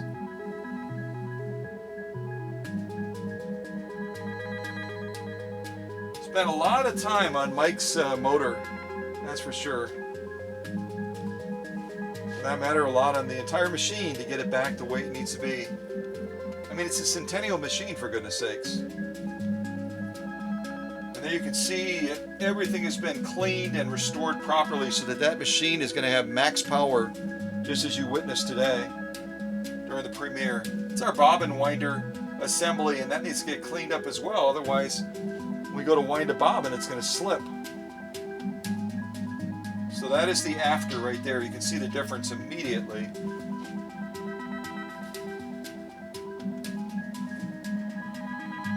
And that's full circle, folks. So now the second set of the photos. Focusing again on the motor. And again, you can see these are the stacked lamentations. Way in the back, the way the potted motor is set up, way in the back against the wall. And you really have to work to get it unless you want to take it completely out, which I've done as well sometimes, is the commutator. And that has to be cleaned as well. So much to clean on the motor. And also resealing wires as well. Now we move to the other end of the machine and we're looking at the raceway area and the hook system. How does that look to you? Do you think that this machine would have sewed like it did today if I had left it like that? Because guess what? If you go to a local service center, if you come in with your machine looking like this, that's covered by the feed dog cover and all the rest of it, you're going to leave with all of that junk still infecting your machine. I'll just say it, it's an infection. It's like the sewing machine equivalent of the coronavirus. And there's no shot for it, it's just hard work. Just like getting all of that varnishing and dirt that's embedded in the paint off. It's all about just rolling up your sleeves and getting the job done.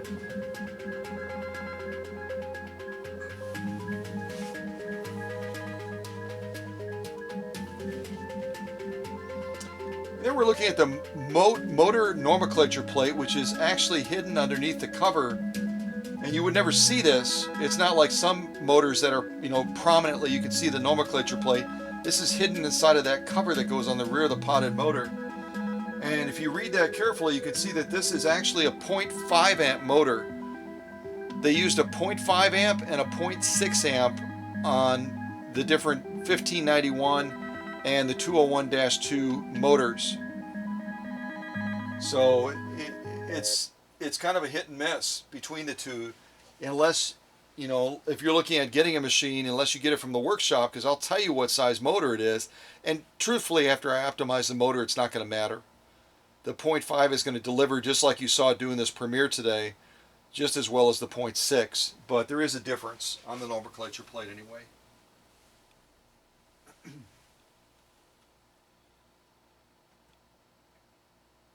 Day of Chaos, that sounds like fun. Sounds like a premiere.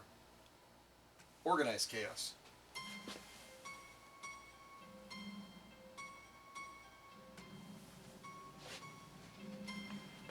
So there you can see the potted motor with the outer cover taken off. And you can just get a glimpse, even before taking it apart further, you can get a glimpse of all the servicing that has to be done to that motor. There's 30 plus steps easily with a potted motor if it's going to be optimized properly. There's another shot of those stacked lamentations. You can just see the filth and how much that was holding that motor back. Look at that.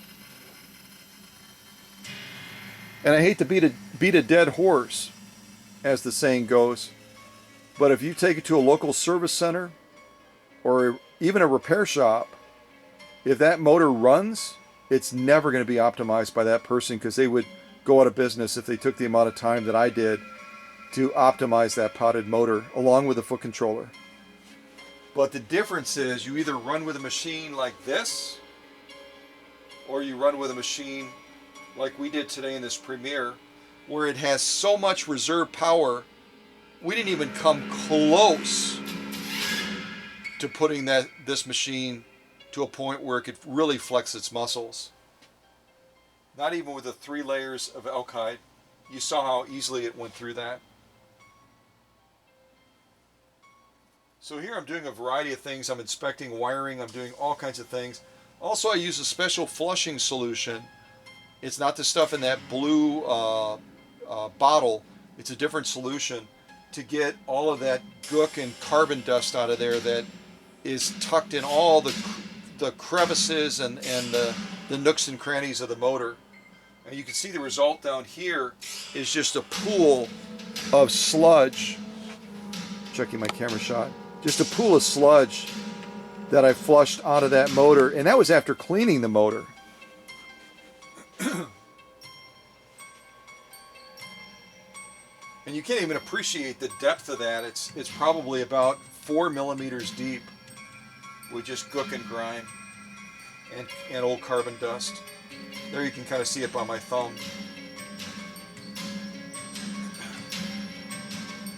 There's a real close-up of the nomenclature plate. You can see category PG8, talks about the voltage, talks about the amperage, again, which is 0.5, talks about the cycles of the motor.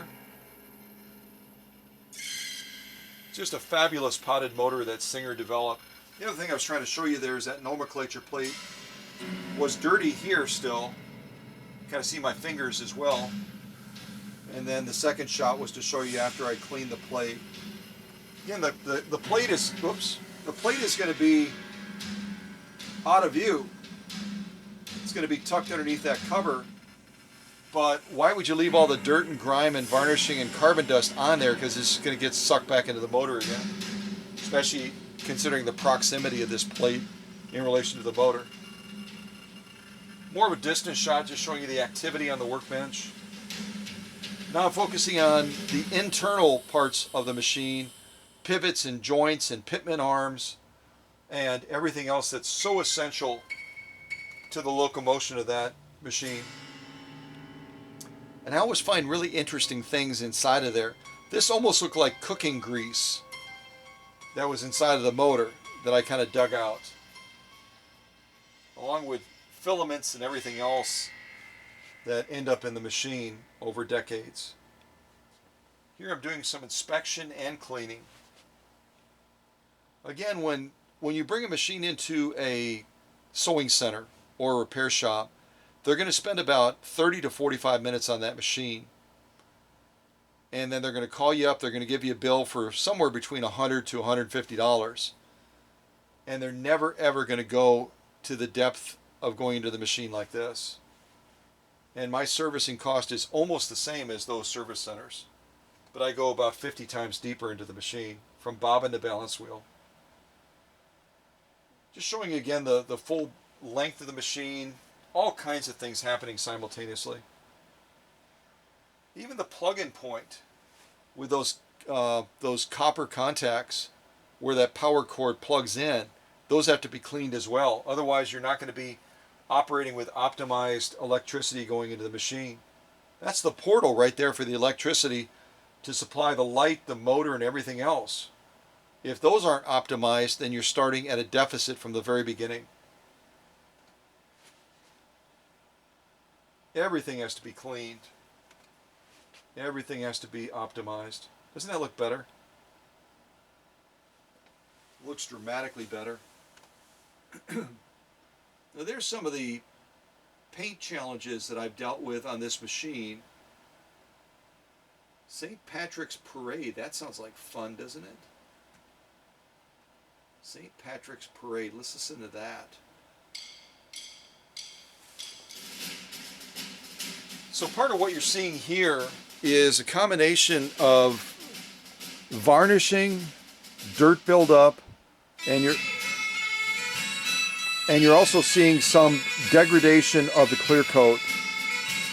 And again, unless I'm doing a full restore on the machine, I'm gonna approach a problem like this from a preservation standpoint rather than a restorative standpoint.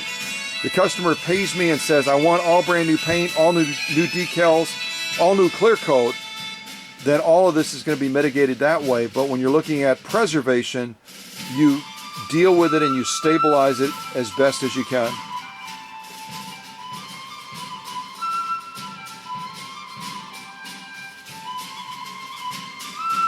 You can see the extent of it, all the way from here, all the way through there. That whole area was being affected by that same challenge.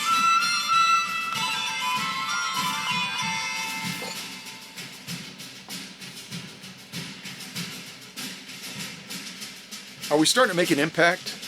Again, it's not going to be perfect. It's not brand new paint. It's not brand new decaling. We're preserving and we're stabilizing it. And we're bringing back some of that beauty that otherwise was lost.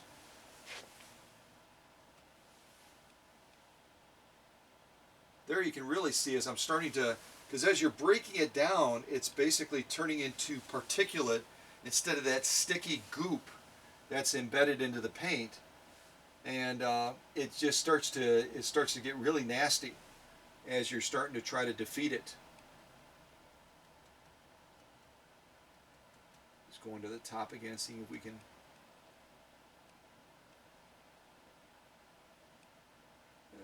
Let's see.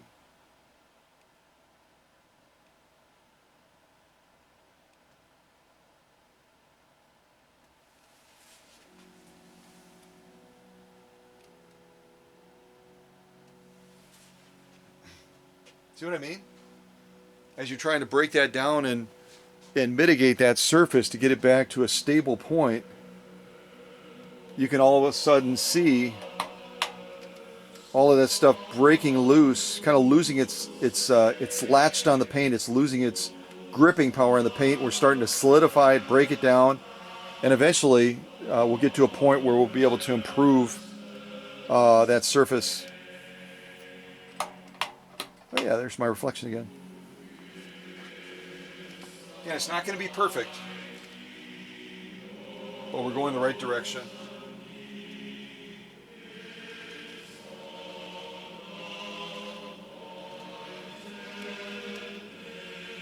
Focusing in the faceplate area, a part of the machine that is neglected by a lot of people.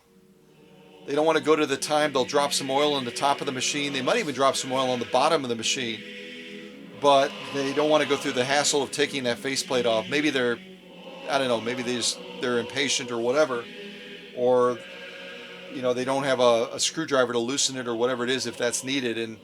And so it's oftentimes a spot that I find that's dried out significantly and also crudded up, as you can see here on the needle bar and the presser foot bar as well.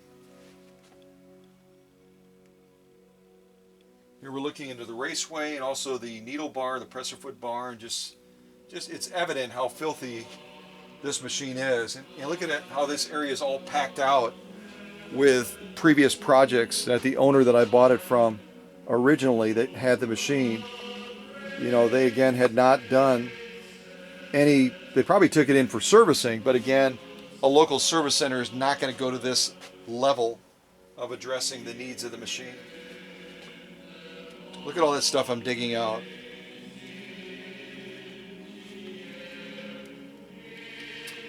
There we have a raceway that's starting to look a lot better, but we're not done yet. Remember we talking about that plate that goes over the feed dogs? If you don't get all that crud underneath that cover cleaned out, it's going to push that cover up and take away the bite of the feed dogs in moving material.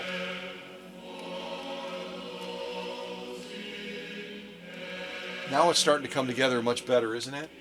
Look at that presser foot bar, look at that needle bar, look at the overall appearance of the raceway area.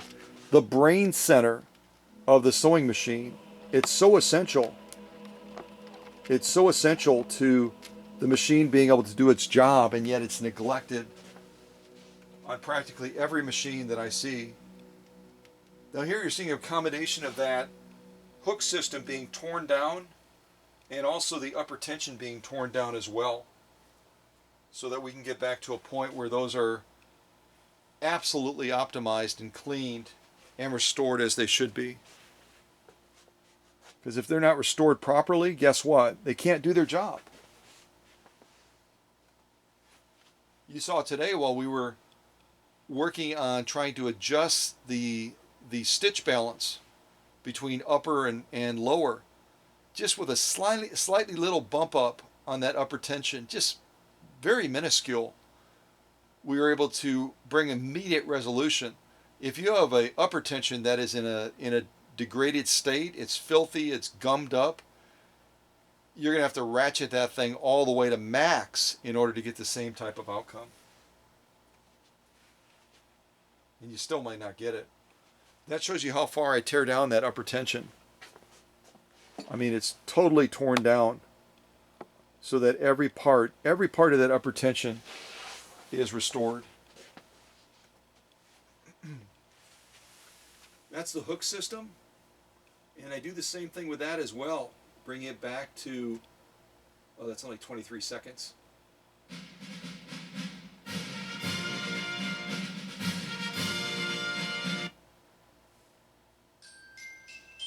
Oh, that's dinner chores. That's only, what the heck?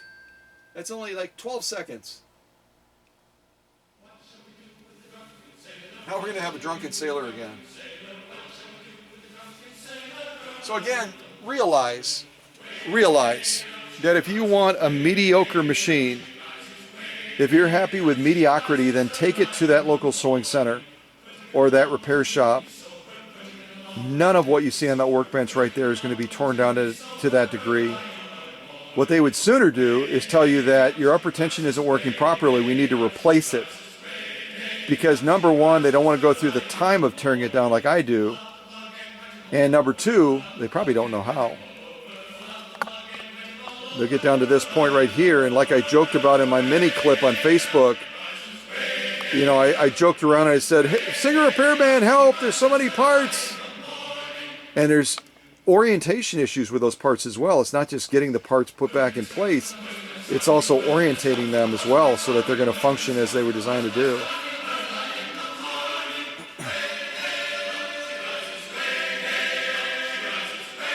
And there's the hook system totally torn down. Because there's a lot of cleaning behind there too that has to be done properly so that it looks like that. That's the brain center of the machine, and it's been totally optimized like it should be. There's also adjustments obviously that have to be made on the machine, and I also verify every screw on the machine is properly tightened. Some of them have to be torque tightened as well so that they're not over tightened. There's part of the hook shuttle. You can see how dirty it is.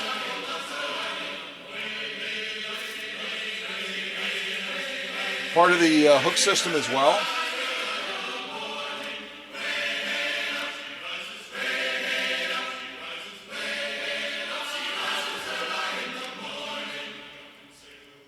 Very detailed cleaning, very detailed cleaning.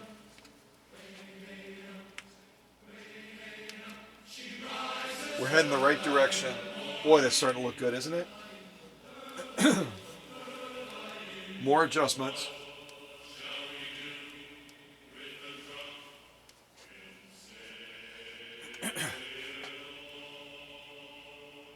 More adjustments and more verification as far as everything being secured properly. When you take apart a bobbin case, if you ever do, the screws that hold that tension band for maintaining tension, which again would affect your top stitch, are so teeny tiny. Never do it unless you have a magnetic tray, because they are so easily lost. If you drop one, good luck. So just a fair warning, this is the tension band right here, which is incredibly thin. And again, when you reassemble a bobbin case, you have to be incredibly careful because things have to be positioned with the proper tolerances so that that bobbin case can function as designed. And every part of that bobbin case has a point and a purpose, and it can't do its job unless it's properly cleaned. Some parts have to be dry, other parts have to be lubricated. This is a special solution that I've come up with that will help, similar to rubbing alcohol but not the same, to strip down and break down the materials that are sticky to that bobbin case, the inside, the outside, so then you can go through and if needed in areas, you can add lubrication after the gunk is taken away. I always say you can't just lubricate gunk and expect the machine to function properly. You got to take all the gunk off, you got to strip it down, then you have to build it back up again.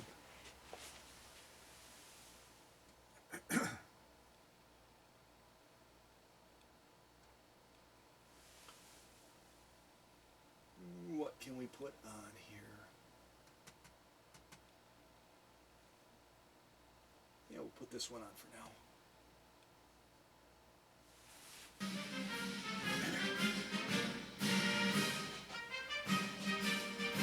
And because things are so teeny tiny in the bobbin case that you're working with, and I really want to see things under magnification, I always use my magnifier glasses. Makes a huge difference in what you can see, so you don't miss stuff and leave it behind.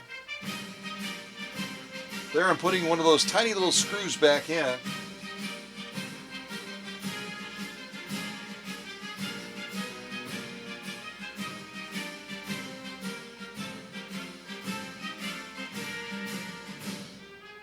There's a faceplate area with all of its components that is properly serviced and optimized.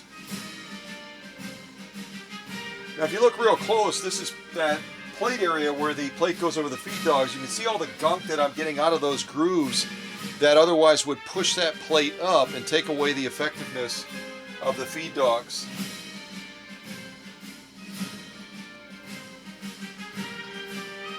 This is the inside of the rear of the upper tension, where all of the upper tension is reassembled and inserted into this cavity on the faceplate area, because that's the way Class 15s are. The upper tension is mounted to the faceplate.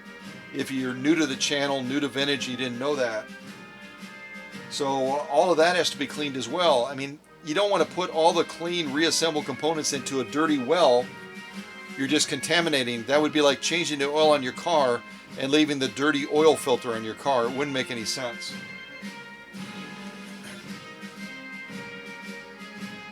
If you look real closely, you can see all the, I've already swabbed it with a solution that should strip all of that out of there. And there's still some stuff hanging on that I'm having to break loose, almost like a plaque, with my dental tool. Right in there, you can see it down in the bottom.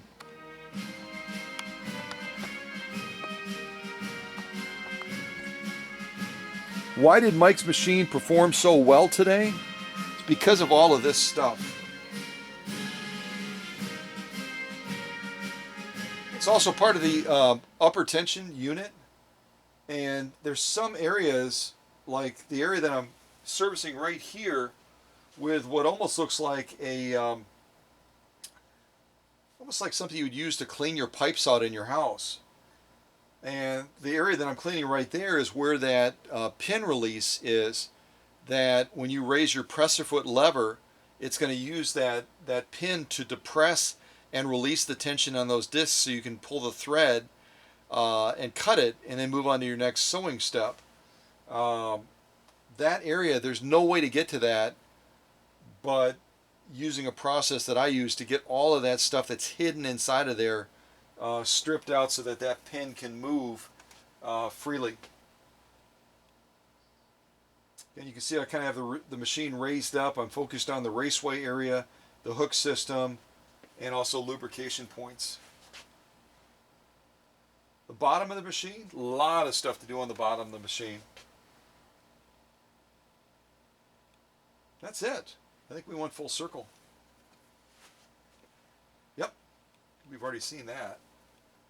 Hard to forget that, isn't it? Yeah, it is. Yeah, we've seen all that.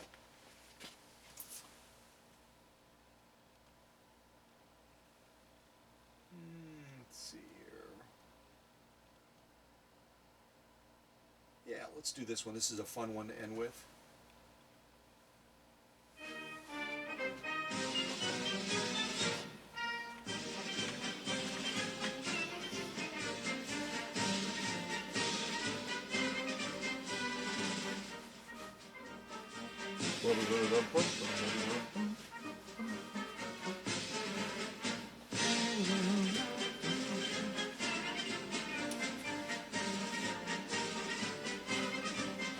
All right.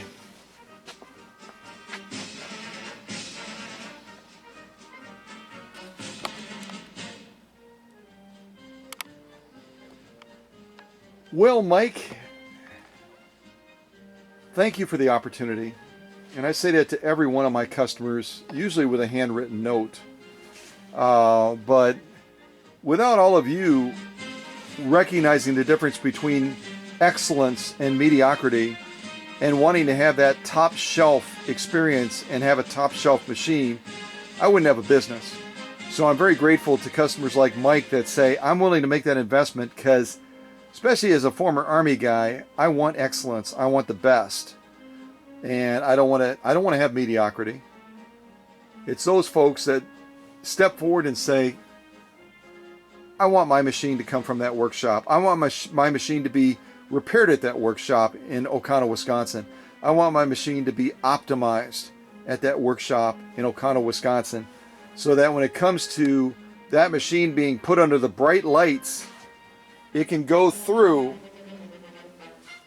a series of sew-offs like this and slam dunk every single one of them without even, without even an effort. I mean, that's the ridiculous thing about running Mike's machine through this many paces, through this diverse field of sew-offs, and yet the machine didn't even blink. It didn't even blink. It was like, what's the big deal? What is the big deal? You're making it sound like a big thing, and I did it with like a hop, skip, and a jump. But that's what one of Scott's machines can do compared to another 1591, that if we put it through the paces like we did on these other sew-offs, it would struggle. It would fail. It would be defeated. Mike's machine, hooah. Total victory. Total victory. So I'm incredibly impressed with what this 1591 has done. Now I'll just give you a couple of quick pointers. When you're putting a needle in this machine, the flat side needs to go to the left. You need to thread this machine from right to left, okay?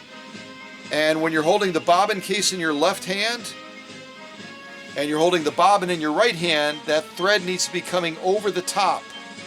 Bobbin case, bobbin, thread over the top, which means as it's unwinding, that bobbin is going to be turning clockwise. If you don't set it up like that, you're definitely going to have some struggles with your machine. Well, there you go. A Centennial 1591 heading towards Massachusetts. God bless, and thanks again, Mike, for the opportunity. Hooah, thank you for your service, and I hope you enjoyed this premiere in seeing your incredible machine absolutely blow it out of the water. Take care, everybody, and remember, well, I'll push it to one more premiere of telling you. I'll wait until then to tell you what to remember. All right? Take care, everybody. God bless. Oh, wait. I will remember this. Class is dismissed. Great job, everybody. You are students and teachers. There's the beauty of our classroom and playroom.